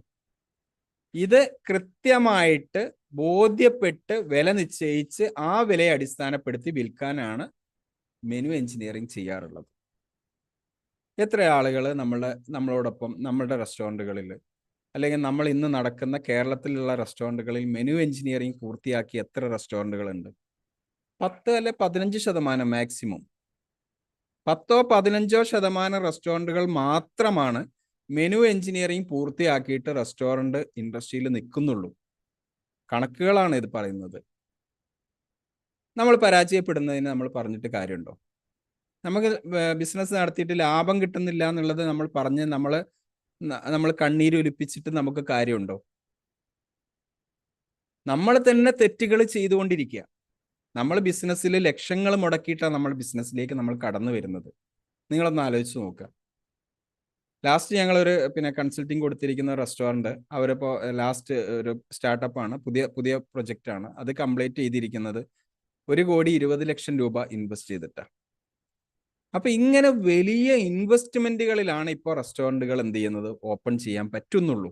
കാരണം ചെറിയ റെസ്റ്റോറൻറ്റുകളൊന്നും ഓപ്പൺ ചെയ്താൽ ആളുകൾക്ക് ആംബിയൻസും ഫീലിങ്സും കൊടുക്കാൻ വേണ്ടിയിട്ട് കഴിയുന്നില്ല. അപ്പൊ ഇത്രയും വലിയ ഇൻവെസ്റ്റ്മെന്റുകളിൽ നമ്മൾ റെസ്റ്റോറൻറ്റുകൾ ഓപ്പൺ ചെയ്യുമ്പോൾ നമ്മളുടെ മെനുകളിൽ നമ്മൾ കൃത്യമായിട്ട് നമുക്ക് ശ്രദ്ധിക്കാൻ കഴിയാതെ പോയി കഴിഞ്ഞാൽ എന്താ സംഭവിക്കുക? നമുക്ക് ലാഭമില്ലാതെ പോവും. നമ്മൾ 1.5 കോടി മുടക്കി നമ്മൾ റെസ്റ്റോറൻറ്റ് ആരംഭിച്ചു കഴിഞ്ഞാൽ നമ്മളെ സംബന്ധിച്ചിടത്തോളം എന്താ സംഭവിക്കുക? നമ്മളുടെ റെസ്റ്റോറൻറ്റ് നഷ്ടത്തിലൂടെ ഇങ്ങനെ പോകും. നമ്മൾ വീണ്ടും പണം കൊണ്ടുവന്ന് ഇറക്കും. ഓരോ മാസം കഴിയുമ്പോൾ നമുക്ക് ആവശ്യമുള്ള പണം കൊണ്ടുവന്ന് നമ്മൾ വീണ്ടും ഇറക്കും. അങ്ങനെ 2-3 അല്ല 6 മാസം നമ്മൾ ഇറക്കും, അല്ല 1 വർഷം നമ്മൾ ഇറക്കും, ഇല്ലേ? 1 വർഷം നമ്മൾ ഇറക്കുമ്പോഴേക്ക് നമ്മുടെ കയ്യിലുള്ള പ്രോപ്പർട്ടികളൊക്കെ വിറ്റ് തുടങ്ങിയിട്ടുണ്ടാവും. ഇത് ഞാൻ വെറുതെ ഒരു തമാശക്ക് പറഞ്ഞല്ല. ഞാൻ ഒരു 2 months ബിഫോർ ഞാനൊരു റെസ്റ്റോറൻറ്റ് ഈ പറഞ്ഞ രൂപത്തിൽ ഒരു അനലൈസിസ് പ്രോസസ്സുമായിട്ട് ഞാൻ ആ റെസ്റ്റോറൻറ്റിൽ പോയ സമയത്ത് അവിടുത്തെ ബിസിനസ് ഉടമയിൽ നിന്ന് എനിക്ക് കേട്ട കാര്യങ്ങളാണ് ഞാൻ ഈ പറഞ്ഞത്. വെറും 12 വർഷമായിട്ടേ ഉള്ളൂ അദ്ദേഹം റെസ്റ്റോറൻറ്റ് ബിസിനസ് നടത്തിക്കൊണ്ടുപോകാൻ തുടങ്ങിയിട്ട്. 12 വർഷം കൊണ്ട് അദ്ദേഹത്തിനുണ്ടായ നഷ്ടം എന്ന് പറയുന്നത് 1,44,00,000 രൂപയാണ്. 1,44,00,000 രൂപ നഷ്ടമല്ല, കടം. ഇന്നത്തെ കടമാണ് അദ്ദേഹം പറഞ്ഞത് എന്നോട്. 1,44,00,000 രൂപ കടമാണ് ഇന്ന്. അദ്ദേഹത്തിന് അടച്ചു പൂട്ടിപ്പോകാൻ പറ്റാത്ത അവസ്ഥയിലാണ്. അടച്ചു പൂട്ടിപ്പോയാൽ പിറ്റേ ദിവസം ഈ കടക്കാർ അദ്ദേഹത്തിന്റെ വീടിന്റെ മുമ്പിലെത്തും. കട തുറന്നു വെച്ച് കഴിഞ്ഞാൽ അവരെ പറഞ്ഞ് സമാധാനിപ്പിച്ചല്ലേ ചെറിയ ചെറിയ സംഖ്യകൾ കൊടുത്ത് എങ്ങനെയെങ്കിലുമൊക്കെ അഡ്ജസ്റ്റ് ചെയ്ത് പോകാൻ വേണ്ടി അദ്ദേഹത്തിന് കഴിയുന്നുണ്ട്. അപ്പൊ ഞാൻ പറഞ്ഞത്, നമ്മുടെ ബിസിനസ്സിൽ നമുക്ക് ലാഭം കിട്ടണം. ലാഭം കിട്ടണമെങ്കിൽ നിങ്ങളുടെ വില നിശ്ചയിക്കുന്നതിൽ നിങ്ങൾ കൃത്യത പുലർത്തണം. ഇത് നിങ്ങൾക്ക് പുലർത്താൻ കഴിയുന്നില്ല എങ്കിൽ നിങ്ങളുടെ ബിസിനസ് ലാഭമാണോ നഷ്ടമാണോ എന്നുള്ളത് നിങ്ങൾക്ക് വിലയിരുത്താൻ വേണ്ടിയിട്ട് പറ്റുക പോലും ഇല്ല. നമ്മൾ 5 വർഷവും 10 വർഷവും ഒക്കെ കഴിയുമ്പോൾ ആണ് നമ്മുടെ ബിസിനസ് നഷ്ടത്തിലായിരുന്നു എന്നുള്ളത് നമ്മൾ ചിലപ്പം മനസ്സിലാക്കുക. സാധാരണഗതിയിലൊക്കെ പറയാറുണ്ട്, ഹോട്ടൽ ബിസിനസ് നടത്തുമ്പോൾ ഡെയിലി ലാഭവും നഷ്ടവും കണക്ക് കൂട്ടാൻ പറ്റും. പക്ഷെ അങ്ങനെ കണക്ക് കൂട്ടുന്ന എത്ര ആളുകളുണ്ട് നമ്മളെ കൂടെ? നമ്മൾ ചെയ്യാറില്ല. ഞാൻ കഴിഞ്ഞ ദിവസം ഒരു റെസ്റ്റോറൻറ്റ് ഉടമയായിട്ട് എനിക്ക് ഒന്ന് ഇന്ററാക്ട് ചെയ്യാനുള്ള ഒരു അവസരം കിട്ടിയ സമയത്ത് ഞാൻ അവരുമായിട്ട് സംസാരിച്ച സമയത്ത് പുള്ളി പറയുന്നത്, ഞാൻ കണക്ക് കൂട്ടാറൊന്നും ഇല്ല വൈകുന്നേരം. ചില ദിവസം എന്താണെന്ന് പറയുക, കണക്ക് കൂട്ടിയാൽ ചില ദിവസം പ്രാന്താവും. കാരണം ഇത് കൂട്ടിമുട്ടിക്കാൻ പറ്റില്ല, കണക്കുകൾ തമ്മിൽ കൂട്ടിമുട്ടിക്കാൻ പറ്റില്ല എന്ന് പറയും. അതുകൊണ്ട് കണക്ക് കൂട്ടാറേ ഇല്ല. അത് പിന്നെ പോകുന്ന വഴിക്ക് അങ്ങനെ അവിടെ പോട്ടെ എന്ന് കരുതിയിട്ട് അങ്ങനെ പോകും. എൻ്റെ ചിലവും വീട്ടിലെ ചിലവും ഒക്കെ കഴിഞ്ഞു പോകുന്നുണ്ട്. അതുകൊണ്ട് ഞാൻ അങ്ങനെ വണ്ടിൻ്റെ അടവൊക്കെ കഴിഞ്ഞു പോകുന്നുണ്ട്. അതുകൊണ്ട് അതങ്ങനെ അങ്ങ് പോകും. എവിടെ എത്തും എന്നറിയില്ല, അങ്ങനെ പോയിക്കൊണ്ടിരിക്കുക എന്ന് പറയും.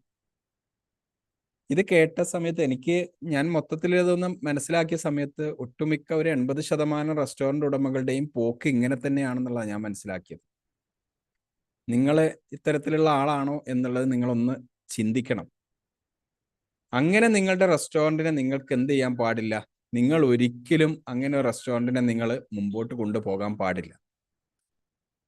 ഓക്കെ, അങ്ങനെ നിങ്ങളുടെ റെസ്റ്റോറൻറ്റിൽ നിങ്ങളെ സംബന്ധിച്ചിടത്തോളം സാമ്പത്തികമായിട്ട് എന്താണ് സംഭവിക്കുന്നത്, വരവ് ചിലവ് കണക്കുകളിൽ എന്താണ് സംഭവിക്കുന്നത് എന്നുള്ളത് നിങ്ങൾ ഓരോ ദിവസവും നിങ്ങൾക്ക് അനലൈസ് ചെയ്യാൻ വേണ്ടിയിട്ട് പറ്റണം. അങ്ങനെ നിങ്ങളത് ശ്രദ്ധിക്കാതെ പോയി കഴിഞ്ഞാൽ നിങ്ങളൊരു വലിയ കുഴിയിൽ ചെന്ന് ചാടി നിങ്ങൾക്ക് അതിൽ നിന്ന് കയറാൻ കഴിയാത്ത അവസ്ഥയിലേക്ക് നിങ്ങൾ എന്ത് ചെയ്യും? നിങ്ങൾ മാറിപ്പോകും.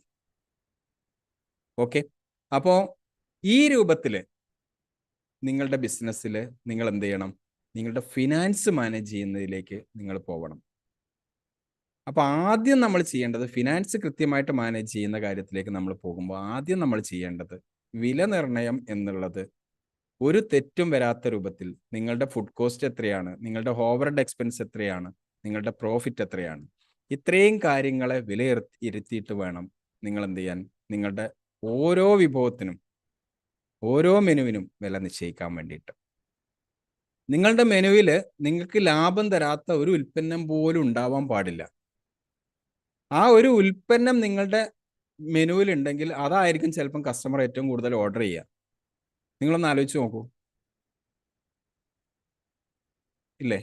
നിങ്ങൾക്ക് ചിലപ്പോൾ തീരെ ലാഭം കിട്ടാത്ത ഒരു ഉൽപ്പന്നം ഉണ്ടാവും. ആ ഉൽപ്പന്നമായിരിക്കാം കസ്റ്റമർ ഏറ്റവും കൂടുതൽ ഓർഡർ ചെയ്യുന്നുണ്ടാവുക. ആ ഉൽപ്പന്നത്തെ പ്രതീക്ഷിച്ചായിരിക്കും കസ്റ്റമർ നിങ്ങളിലേക്ക് വരുന്നുണ്ടാവുക. നിങ്ങൾക്ക് എന്താ അതിൽ കാര്യമുള്ളത്? നിങ്ങളുടെ ബിസിനസ്സിനെ നിങ്ങൾക്ക് നിലനിർത്താൻ പറ്റുമോ? നിങ്ങൾ 2-3 കൊല്ലം കഴിയുമ്പോൾ നിങ്ങൾ വലിയ കടക്കാരനായിട്ട് മാറി നിങ്ങളുടെ റെസ്റ്റോറൻറ്റ് അടച്ചു പൂട്ടി പോകുന്ന അവസ്ഥയിലേക്ക് നിങ്ങൾ എത്തില്ലേ ഇത്തരത്തിലുള്ള ഉൽപ്പന്നങ്ങൾ വിൽക്കുമ്പോൾ? അപ്പോൾ അങ്ങനെ നമ്മളുടെ ബിസിനസ്സിൽ നമുക്ക് സംഭവിക്കാതിരിക്കട്ടെ. അങ്ങനെ സംഭവിക്കാതിരിക്കണമെങ്കിൽ നമ്മൾ പ്രാർത്ഥിച്ചുകൊണ്ട് കാര്യമില്ല. നമ്മൾ കൃത്യമായിട്ടുള്ള സ്ട്രാറ്റജി ഇംപ്ലിമെന്റ് ചെയ്ത് മെനു എഞ്ചിനീയറിംഗ് നടത്തി ബിസിനസ്സിലെ ഓരോ വിൽക്കുന്ന ഉൽപ്പന്നത്തിൽ നിന്നും പ്രോഫിറ്റ് കിട്ടുന്നുണ്ട് എന്നുള്ളത് ഉറപ്പുവരുത്തുക എന്നുള്ളത് നിങ്ങളുടെ ഉത്തരവാദിത്വമാണ്.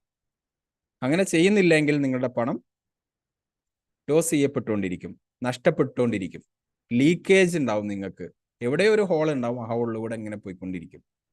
ഓക്കെ, ദെൻ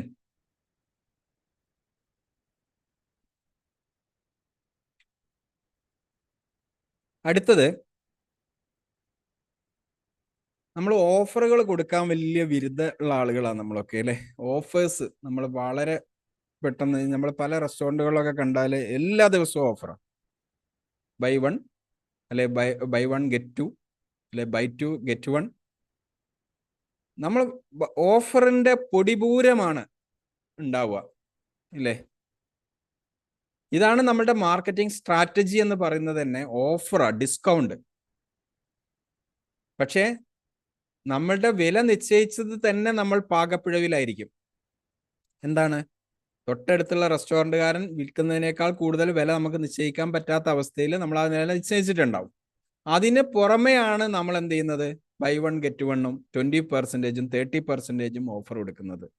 ഇതിൽ നിന്ന് എന്ത് കിട്ടുന്നു എന്നുള്ളത് നമ്മൾ വിലയിരുത്തുന്നില്ല. നമ്മളുടെ യഥാർത്ഥ MRPയിൽ നമുക്ക് എത്ര രൂപ കിട്ടുന്നു എന്നുള്ളത് നമുക്ക് അറിയുന്നില്ല. അതറിയാതെ തന്നെ നമ്മൾ എന്ത് ചെയ്യും, നമ്മൾ ഇതിന് ഡിസ്കൗണ്ട് കൊടുത്തോണ്ടിരിക്കും, ഇല്ലേ? അപ്പൊ നമ്മൾ ഇങ്ങനെ ഡിസ്കൗണ്ട് കൊടുത്തോണ്ടിരിക്കുമ്പോൾ എന്താണ് ഇവിടെ സംഭവിക്കുക? നമ്മൾക്ക് MRP വിറ്റാൽ തന്നെ നമുക്ക് ചിലപ്പോൾ എന്തായിരിക്കും, വലിയ ലാഭമൊന്നും ഉണ്ടാവില്ല, ചെറിയ നാരോ പ്രോഫിറ്റിലായിരിക്കും നിൽക്കുക. ഡിസ്കൗണ്ട് കൊടുക്കുന്നതോടുകൂടി നമ്മുടെ ആ ഉൽപ്പന്നം എന്തായി, നഷ്ടത്തിലേക്ക് പോയി. ക്യാഷ് ഫ്ലോ എന്താവും, നെഗറ്റീവ് ആവും, അല്ലേ? ഇൻഫ്ലോ വരുന്ന ക്യാഷ് എന്താവും, നെഗറ്റീവായിട്ട് മാറും. കാരണം എന്താ, വെണ്ടേഴ്സിന് കൊടുക്കാനുള്ള പൈസ ഉണ്ടാവുള്ളൂ, അല്ലെങ്കിൽ സാലറി കൊടുക്കാനുള്ള പൈസ ഉണ്ടാവുള്ളൂ, അതും ചിലപ്പം തികയില്ല. അങ്ങനെ വരുമ്പോൾ നമ്മൾ മാസാവസാനം നമ്മൾ എന്ത് ചെയ്യും, വീണ്ടും വീണ്ടും പമ്പ് ചെയ്യുന്ന അവസ്ഥയിലേക്ക്, ക്യാഷ് പമ്പിങ് നടത്തേണ്ട അവസ്ഥയിലേക്ക് നമ്മൾ മാറുന്നത് ഇത്തരത്തിലുള്ള റെസ്റ്റോറൻറ്റുകളിലാണ്. അപ്പൊ നമ്മൾ ഡിസ്കൗണ്ടുകൾ കൊടുക്കുന്ന നമ്മൾ കസ്റ്റമറെ അട്രാക്ട് ചെയ്യാൻ വേണ്ടിയിട്ടാ. ഇതാണ് നമ്മളുടെ തെറ്റായ ധാരണ. ഇതാ, നമ്മൾ ഡിസ്കൗണ്ട് കൊടുത്തെങ്കിൽ മാത്രമേ നമ്മളുടെ കസ്റ്റമർ നമ്മളെ തേടി വരുള്ളൂ എന്നുള്ള ധാരണയാണ് നമുക്കുള്ളത്, ഇല്ലേ? ഞാനൊരു ഉദാഹരണം ചോദിക്കട്ടെ. നിങ്ങൾ 50 രൂപയ്ക്ക് വിൽക്കുന്ന മീൽസ്, അതേ ഐറ്റംസുകൾ തന്നെ 150 രൂപയ്ക്ക് വിൽക്കുന്ന റെസ്റ്റോറൻറ്റുകളില്ലേ? അവരെങ്ങനെയാണ് ഈ 150 രൂപയ്ക്ക് വിൽക്കുന്നത്? അവിടെ എന്ത് കുമിക്സ് ആണ് അവർ കാണിക്കുന്നത്? അവരെന്ത് ചെയ്തു, ആ ഉൽപ്പന്നങ്ങൾ പ്രസന്റ് ചെയ്യുന്ന രീതി മാറ്റി, അല്ലേ? അവരുടെ ടാർഗറ്റ് ഓഡിയൻസിന്റെ ഫോക്കസ് എവിടേക്കാണ് വരേണ്ടത് എന്നുള്ളതിന് അവർ പഠിച്ചിട്ടുണ്ട്. എന്ത് കാണിച്ചിട്ടാണ് ആ ടാർഗറ്റ് ഓഡിയൻസിനെ ആ റെസ്റ്റോറൻറ്റിലേക്ക് എത്തിക്കേണ്ടത് എന്നുള്ളത് അവർക്ക് കൃത്യമായിട്ട് മനസ്സിലായിട്ടുണ്ട്, ഇല്ലേ? ഇങ്ങനെയൊക്കെ ചെയ്തിട്ടാണ് അവരെന്ത് ചെയ്യുന്നത്, അവരുടെ റെസ്റ്റോറൻറ്റിൽ നിങ്ങൾ 50 രൂപയ്ക്ക് വിൽക്കുന്ന മീൽസ് അവർ 150 രൂപയ്ക്ക് വിൽക്കുന്നത്, ഇല്ലേ? അതിന്റെ പേര് മാറ്റിയിട്ടുണ്ടാവും, അതിന്റെ സെർവ് ചെയ്യുന്ന രീതി മാറ്റിയിട്ടുണ്ടാവും,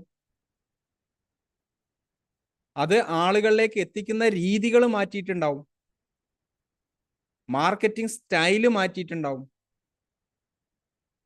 അവരുടെ ഇമോഷനെ കണക്ട് ചെയ്ത് അവരെന്ത് ചെയ്തിട്ടുണ്ടാവും, ചൂണ്ടയിട്ട് വലിച്ച് അവരുടെ റെസ്റ്റോറൻറ്റിലേക്ക് കയറ്റാൻ കഴിയുന്ന രൂപത്തിലുള്ള സൈക്കോളജി ബേസ്ഡ് മാർക്കറ്റിംഗ് രീതികൾ അവർ ഫോളോ ചെയ്യുന്നുണ്ടാവും.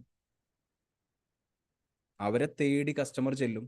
നമ്മൾ 50 രൂപയ്ക്ക് വിൽക്കാൻ വേണ്ടി തയ്യാറാക്കി വെക്കുന്ന മീൽസ് കഴിക്കാൻ ആൾ വരുന്നില്ല, അവിടെ 150 കൊടുക്കുന്ന മീൽസ് കഴിക്കാൻ ആൾ ഇടിച്ചു കയറുകയാണ്. ഇതാണ് ഇതിന്റെ പ്രശ്നം. നമ്മളുടെ മാർക്കറ്റിംഗ് രീതികൾ നമ്മൾ കൃത്യമായിട്ട് നമുക്കറിയില്ല. നമ്മുടെ റെസ്റ്റോറൻറ്റിൽ ഏതൊക്കെ മാർക്കറ്റിംഗ് രീതികൾ എങ്ങനെയൊക്കെ ചെയ്യണം. സൈക്കോളജി ബേസ്ഡ് മാർക്കറ്റിംഗ് രീതികളാണ് ഇന്ന് ഏറ്റവും 2025 നിങ്ങളുടെ റെസ്റ്റോറൻറ്റ് വിജയിക്കണമെങ്കിൽ നിങ്ങൾക്ക് സൈക്കോളജി ബേസ്ഡ് മാർക്കറ്റിംഗ് രീതികൾ നിങ്ങൾ ഫോളോ ചെയ്യേണ്ടതുണ്ട്. ഇല്ലെങ്കിൽ നിങ്ങളുടെ റെസ്റ്റോറൻറ്റിന് 2025 കഴിയുമ്പോഴേക്ക് സാധ്യത വളരെ മങ്ങിത്തുടങ്ങും. കാരണം സോഷ്യൽ മീഡിയ ഇൻഫ്ലുവൻസ് എന്ന് പറയുന്നത് ഇന്ന് അത്രത്തോളം വലുതായിട്ട് മാറിക്കൊണ്ടിരിക്കുക. ഞാൻ കഴിഞ്ഞ ദിവസം ഒരു റെസ്റ്റോറൻറ്റ് ഉടമയായിട്ട് പിന്നെ ഒരു ബിസിനസ്സിൻ്റെ ഒരു കൺസൾട്ടിങ്ങിൻ്റെ ഭാഗമായിട്ട് സംസാരിച്ച സമയത്ത് അദ്ദേഹം എന്നോട് പറഞ്ഞു, ഇൻഫ്ലുവൻസ് മാർക്കറ്റിംഗ് ഒന്നും ചെയ്യണ്ട, അതൊന്നും ആളുകൾ ഇപ്പം ആക്സെപ്റ്റ് ചെയ്യുന്നില്ല. തെറ്റായ ധാരണയാണ് നിങ്ങളുടെ. ഇൻഫ്ലുവൻസേഴ്സിന് അവരുടെ ഒരു സെറ്റ് ഓഫ് ഫോളോവേഴ്സ്, അവരെ അംഗീകരിക്കുന്ന ആളുകൾ അവരോടൊപ്പം ഉണ്ട്. അവരുടെ ഓരോ പ്രസന്റേഷനുകളും അവരുടെ ഓരോ ചലനങ്ങളും അവരെ ഇമോഷണലി കണക്ട് ചെയ്യപ്പെടുന്നുണ്ട്. ഞാൻ ഇൻഫ്ലുവൻസ് മാർക്കറ്റിങ്ങിനെ അനുകൂലിച്ചുകൊണ്ട് പറയല്ല. അതല്ലാതെ തന്നെ നിങ്ങൾക്ക് സോഷ്യൽ മീഡിയ ഇൻഫ്ലുവൻസ് നിങ്ങളുടെ റെസ്റ്റോറൻറ്റിന് വേണ്ടിയിട്ട് ഉണ്ടാക്കിയെടുക്കാൻ വേണ്ടിയിട്ട് കഴിയുന്ന ഒരുപാട് സ്ട്രാറ്റജികൾ നമുക്ക് ചെയ്യാൻ വേണ്ടിയിട്ട് കഴിയും. ഇന്ന് ആളുകൾ എന്റർടൈൻമെന്റിന്റെ പുറകെയാണ്, ഇല്ലേ? ആളുകൾ എന്റർടൈൻമെന്റിന്റെ പുറകെ. ഈ എന്റർടൈൻമെന്റ് എന്ന് പറയുന്ന ആ ഒരു കോൺസെപ്റ്റ് ഉപയോഗിച്ചുകൊണ്ട് നമ്മുടെ റെസ്റ്റോറൻറ്റിനെ അവരുടെ മനസ്സിലേക്ക് കയറ്റാൻ വേണ്ടി നമുക്ക് കഴിയണം. ആ രൂപത്തിലേക്ക് വേണം നമ്മൾ നമ്മുടെ റെസ്റ്റോറൻറ്റിനെ അവരുടെ മുമ്പിൽ പ്രസന്റ് ചെയ്യാൻ വേണ്ടിയിട്ട്.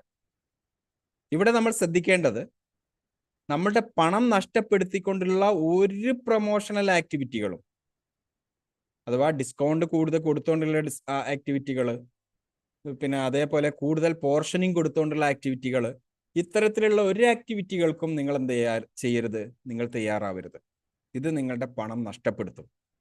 പകരം നിങ്ങൾക്ക് psychology based marketing, emotionally connect ചെയ്യാൻ പറ്റുന്ന, ട്രിഗർ ചെയ്യാൻ പറ്റുന്ന രൂപത്തിലുള്ള മാർക്കറ്റിംഗ് സ്ട്രാറ്റജികൾ നിങ്ങൾക്ക് ധാരാളം കൊണ്ടുവരാൻ സാധ്യതയുണ്ട്. ഈ റീൽസുകൾ ഇന്ന് അതിപ്രസരമാണ്. റീൽസിന്റെ അതിപ്രസരം നമ്മൾ എടുത്തു നോക്കിയ ആളുകൾ ഇന്ന് സോഷ്യൽ മീഡിയ ഉപയോഗിക്കുന്നതിന്റെ പിന്നെ ഒരു 60% ആളുകളും റീൽസിലൂടെയാണ് ഇന്ന് അവരുടെ ടൈം സ്പെൻഡ് ചെയ്യുന്നത്. എന്റർടൈൻമെന്റ് ആണ് അല്ലേ? ആളുകൾക്ക് ഇൻഫർമേഷന്റെ അപ്പുറത്തേക്ക് ഇന്ന് എന്റർടൈൻമെന്റ് ആയിട്ടാണ് സോഷ്യൽ മീഡിയ ആളുകൾ ഉപയോഗിക്കുന്നത്. അപ്പൊ നമ്മൾ എന്ത് ചെയ്യണം? നമ്മളും അതിലേക്ക് മാറണം. നമ്മൾ ഇൻഫർമേഷൻ കൊടുത്തിട്ട് കാര്യമില്ല. ഇൻഫർമേഷൻ എന്താ നമ്മൾ കൊടുക്കുന്നത്? നമ്മുടെ നല്ല ക്വാളിറ്റി ഉള്ള ഫുഡാണ്, ഇൻഫർമേഷനാ. പറഞ്ഞിട്ട് കാര്യമുണ്ടോ? കാര്യമില്ല. നമ്മൾ ക്വാളിറ്റി പറയാനേ പോവണ്ടെന്ന്. നിങ്ങൾ നിങ്ങളുടെ ഉൽപ്പന്നത്തിന് മാക്സിമം ക്വാളിറ്റിയിൽ നിങ്ങൾ കൊടുത്തോളൂ. പക്ഷേ നിങ്ങൾ എന്ത് ചെയ്യരുത്? ക്വാളിറ്റി പറയാനേ പോവണ്ട. പകരം അവർക്ക് എന്റർടൈൻമെന്റ് കൊടുക്കുക. നിങ്ങളുടെ ഉൽപ്പന്നം എങ്ങനെയാണ് ക്രിയേറ്റ് ചെയ്തത് അല്ലേ? ആ ഉൽപ്പന്നം ക്രിയേറ്റ് ചെയ്തപ്പോൾ അവിടെ ഉണ്ടായിരുന്ന ചെറിയ ചെറിയ പിന്നെ രസങ്ങൾ അല്ലേ, ഓരോ ഫണ്ണി ആയിട്ട് നമുക്ക് എങ്ങനെയൊക്കെ നമുക്കത് പിന്നെ ആളുകളുടെ മുമ്പിലേക്ക് എത്തിക്കാൻ വേണ്ടി പറ്റും. കഴിച്ച ആളുകളുടെ റിവ്യൂസുകൾ, അവർ പറയുന്ന ആ ഒരു പിന്നെ ആളുകൾക്ക് ആസ്വദിക്കാൻ പറ്റുന്ന രൂപത്തിൽ, രുചികൾ കിട്ടുന്ന രൂപത്തിൽ, അവരുടെ വായിൽ വെള്ളമൂറുന്ന രൂപത്തിലുള്ള രൂപത്തിലുള്ള റീൽസുകൾ നിങ്ങൾക്ക് റെഗുലർ ആയിട്ട് നിങ്ങളുടെ റെസ്റ്റോറൻറ്റിനെ കുറിച്ച് നിങ്ങൾക്ക് നിങ്ങളുടെ ഓഡിയൻസിലേക്ക് എത്തിക്കാൻ കഴിഞ്ഞാൽ നിങ്ങളുടെ റെസ്റ്റോറൻറ്റ് എന്താവും? സക്സസ് ആവും. ഇല്ലെങ്കിൽ നിങ്ങളുടെ മാർക്കറ്റിംഗ് വേണ്ടിയിട്ട് നിങ്ങൾ ചെലവഴിക്കുന്ന ഓരോ രൂപയും നിങ്ങളെ സംബന്ധിച്ചിടത്തോളം എന്ത് ചെയ്യും? അത് ലോസ് ചെയ്യപ്പെട്ടു പോയിക്കൊണ്ടിരിക്കുക. ദെൻ മറ്റെന്താണ് നമ്മൾ ചെയ്യേണ്ടത്? അപ്സെല്ലിംഗ് സിസ്റ്റം. നമ്മളൊരു മീൽസ് കഴിക്കാൻ വന്ന ഒരാൾക്ക് നമ്മൾ ആ മീൽസ് കൊടുക്കുന്നതിനപ്പുറം തന്നെ നമ്മൾ എന്ത് ചെയ്യണം? അതിൻ്റെ ഒരു അപ്സെല്ലിംഗ് ഉൽപ്പന്നം കൂടി നമ്മൾ എന്ത് ചെയ്യണം? തയ്യാറാക്കി വെക്കണം. അപ്പോൾ ഒരാൾ നമ്മുടെ റെസ്റ്റോറൻറ്റിലേക്ക് കടന്നു വന്നു കഴിഞ്ഞാൽ അവരിൽ നിന്ന് എത്ര രൂപ നമുക്ക് കളക്ട് ചെയ്യണം ഇല്ലേ? എത്ര ടിക്കറ്റ് അല്ലെങ്കിൽ എത്ര എമൗണ്ട് നമുക്ക് എന്ത് ചെയ്യണം? നമുക്ക് ചാർജ് ചെയ്യാൻ വേണ്ടിയിട്ട് കഴിയണം. നമ്മൾ അദ്ദേഹത്തിൽ നിന്ന് കളക്ട് ചെയ്തിരിക്കണം എന്നുള്ളതിന് നമുക്ക് എന്ത് ചെയ്യണം? ഒരു ടാർജറ്റ് ഉണ്ടാവണം. ഈ ടാർജറ്റ് വെച്ചിട്ടായിരിക്കണം നമ്മൾ മുമ്പോട്ട് വിൽപ്പന നടത്തി പോവേണ്ടത്. ഒരു മീൽസ് വിറ്റാൽ മാത്രം നമുക്ക് ആ എമൗണ്ടിലേക്ക് എത്തില്ല. അതിനോടൊപ്പം ചിലപ്പോൾ നമ്മൾ ഫിഷ് വിൽക്കേണ്ടി വരും, അല്ലെങ്കിൽ ബീഫ് വിൽക്കേണ്ടി വരും, ചിക്കൻ വിൽക്കേണ്ടി വരും, മോജിറ്റോ വിൽക്കേണ്ടി വരും, മറ്റുള്ള പായസം വിൽക്കേണ്ടി വരും. ഇതൊക്കെ നമ്മൾ അഡീഷണൽ അപ്സെൽ ചെയ്ത് വിൽക്കേണ്ടി വരും. ഇങ്ങനെ അപ്സെൽ ചെയ്ത് വിറ്റ് കഴിയുമ്പോഴാണ് ഈ എമൗണ്ടിലേക്ക് നമുക്ക് എത്താൻ വേണ്ടിയിട്ട് പറ്റുക. ഇതിന് നിങ്ങളുടെ ജീവനക്കാരെ എന്ത് ചെയ്യണം? നിങ്ങൾ ട്രെയിൻ ചെയ്ത് റെഡിയാക്കിയിരിക്കണം. അവർക്ക് അതിനുള്ള ഇൻസെൻറ്റീവ്സും റിവാർഡ്സും നിങ്ങൾ കൊടുക്കണം. ഇങ്ങനെ കൊടുക്കുമ്പോൾ അവരെന്ത് ചെയ്യും? നിങ്ങൾക്ക് വേണ്ടിയിട്ട് പണം ഉണ്ടാക്കുന്ന ആളുകളായിട്ട് ഓട്ടോമാറ്റിക് ആയിട്ട് മാറും. നിങ്ങളുടെ സിസ്റ്റം ഓട്ടോ പൈലറ്റ് മൂഡിലേക്ക് മാറാൻ പോവുക. ഇങ്ങനെ ചെയ്യുമ്പോൾ നിങ്ങളില്ലാതെ നിങ്ങളുടെ ബിസിനസ്സിനെ വിജയിപ്പിക്കാൻ വേണ്ടി തയ്യാറാകുന്ന ഒരു സെറ്റ് ഓഫ് ആളുകൾ നിങ്ങൾക്ക് എന്ത് ചെയ്യും? നിങ്ങളുടെ കൂടെ ജോലി ചെയ്യുന്ന ആളുകളായിട്ട് മാറും. കാരണം അവർ നിങ്ങളെ നന്നാക്കാൻ വേണ്ടിയിട്ട് ചെയ്യുന്നതല്ല, അവർക്ക് ബെനിഫിറ്റ് കിട്ടും എന്നുള്ളത് കൊണ്ട് അവർ ചെയ്തു തുടങ്ങുന്നതാ. അത് ഓട്ടോ പൈലറ്റ് മൂഡിലേക്ക് മാറുക ചെയ്യും. ഓക്കെ, ദെൻ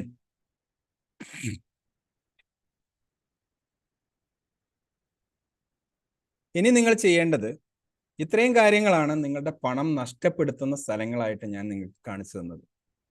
ഇത് മാത്രം നിങ്ങളൊന്ന് അടയ്ക്കാൻ വേണ്ടിയിട്ട് തയ്യാറായാൽ, ഇതിന് പരിഹാരം കൊണ്ടുവരാൻ വേണ്ടിയിട്ട് ഞാൻ അതിൻ്റെ ഓരോന്നിൻ്റെയും പരിഹാരം ഞാൻ നിങ്ങളോട് പറഞ്ഞു അല്ലേ? നമുക്കൊന്നുകൂടി വേണമെങ്കിൽ റിവേഴ്സ് ചെയ്യാം. ഫുഡ് വേസ്റ്റേജ് അത് കണ്ടെത്തുക, അത് ക്ലോസ് ചെയ്യുക. അത് നമ്മൾ പറഞ്ഞു എവിടെയൊക്കെയാണ് ഫുഡ് വേസ്റ്റേജുകൾ വരുന്നത് എന്നുള്ളത് അല്ലേ? ദെൻ അടുത്തത്, നിങ്ങളുടെ റെസ്റ്റോറൻറ്റിൽ തെഫ്റ്റ് നടക്കുന്നുണ്ട് എന്നുള്ളത് നിങ്ങൾ കണ്ടെത്തുക. ഉണ്ടോ എന്നുള്ളത് നിങ്ങൾ കണ്ടെത്തുക. തെഫ്റ്റ് എന്ന് പറയുന്നത് എന്താ? നിങ്ങളുടെ ഇൻവെൻട്രിയിൽ നിന്ന് മോഷണം പോവാം. നിങ്ങളുടെ കസ്റ്റമർക്ക് ഉണ്ടാക്കി വെക്കുന്ന ഭക്ഷണത്തിൽ നിന്ന് മോഷണം പോവാം. എന്താണ് മോഷണം എന്ന് പറയുന്നത്? എന്താണ് ഞാൻ മോഷണം എന്ന് പറഞ്ഞ കളവ് ആ രൂപത്തിലല്ല ഞാൻ പറഞ്ഞത്. അത് ഒരു ഹാബിറ്റ് ആയിട്ട് എടുത്ത് കഴിക്കുന്ന ജീവനക്കാരെ നമ്മളുടെ മുമ്പിൽ ഉണ്ടാവും, നമ്മുടെ റെസ്റ്റോറൻറ്റിൽ ഉണ്ടാവാം. പക്ഷെ അത് നമ്മളുടെ റെസ്റ്റോറൻറ്റിന്റെ പണം നഷ്ടപ്പെടുത്തിക്കൊണ്ടിരിക്കുക. അത് നമ്മൾ തടഞ്ഞേ മതിയാവുള്ളൂ. അവർക്ക് നല്ല മെനു, നല്ല ക്വാളിറ്റി ഉള്ള, നല്ല സ്പെഷ്യൽ വിഭവങ്ങളുള്ള നല്ല മെനുകൾ നിങ്ങൾ തയ്യാറാക്കിയിട്ട് ഓരോ ദിവസവും എന്ത് കൊടുക്കും എന്നുള്ളത് നിങ്ങൾ അവർക്ക് ബോധ്യപ്പെടുത്തി കൊടുക്കുക.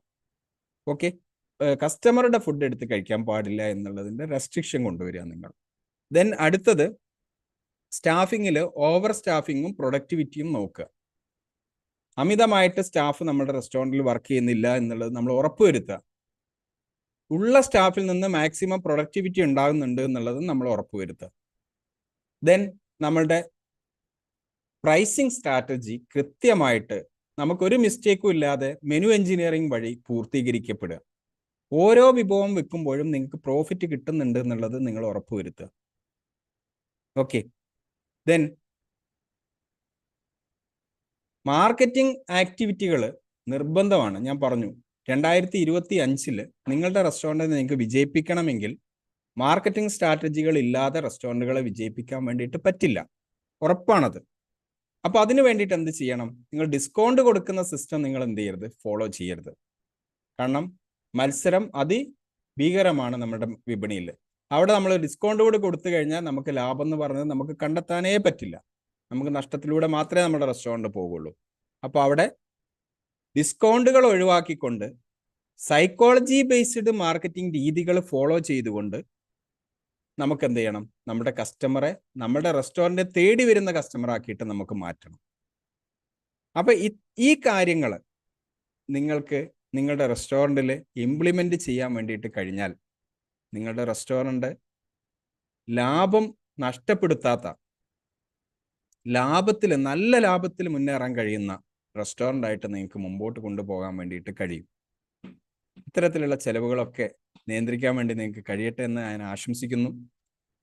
ഇന്നത്തെ ഈ ഒരു ടോപ്പിക്കിൽ നിങ്ങളുടെ അഭിപ്രായം എന്ത് തന്നെയാണെങ്കിലും നിങ്ങൾക്ക് ഇതിൽ നിന്ന് ബെനിഫിറ്റ് എന്താണ് ലഭിച്ചത് എന്നുള്ളത് നിങ്ങൾ ഓരോരുത്തരും കമൻ്റ് ചെയ്യുക.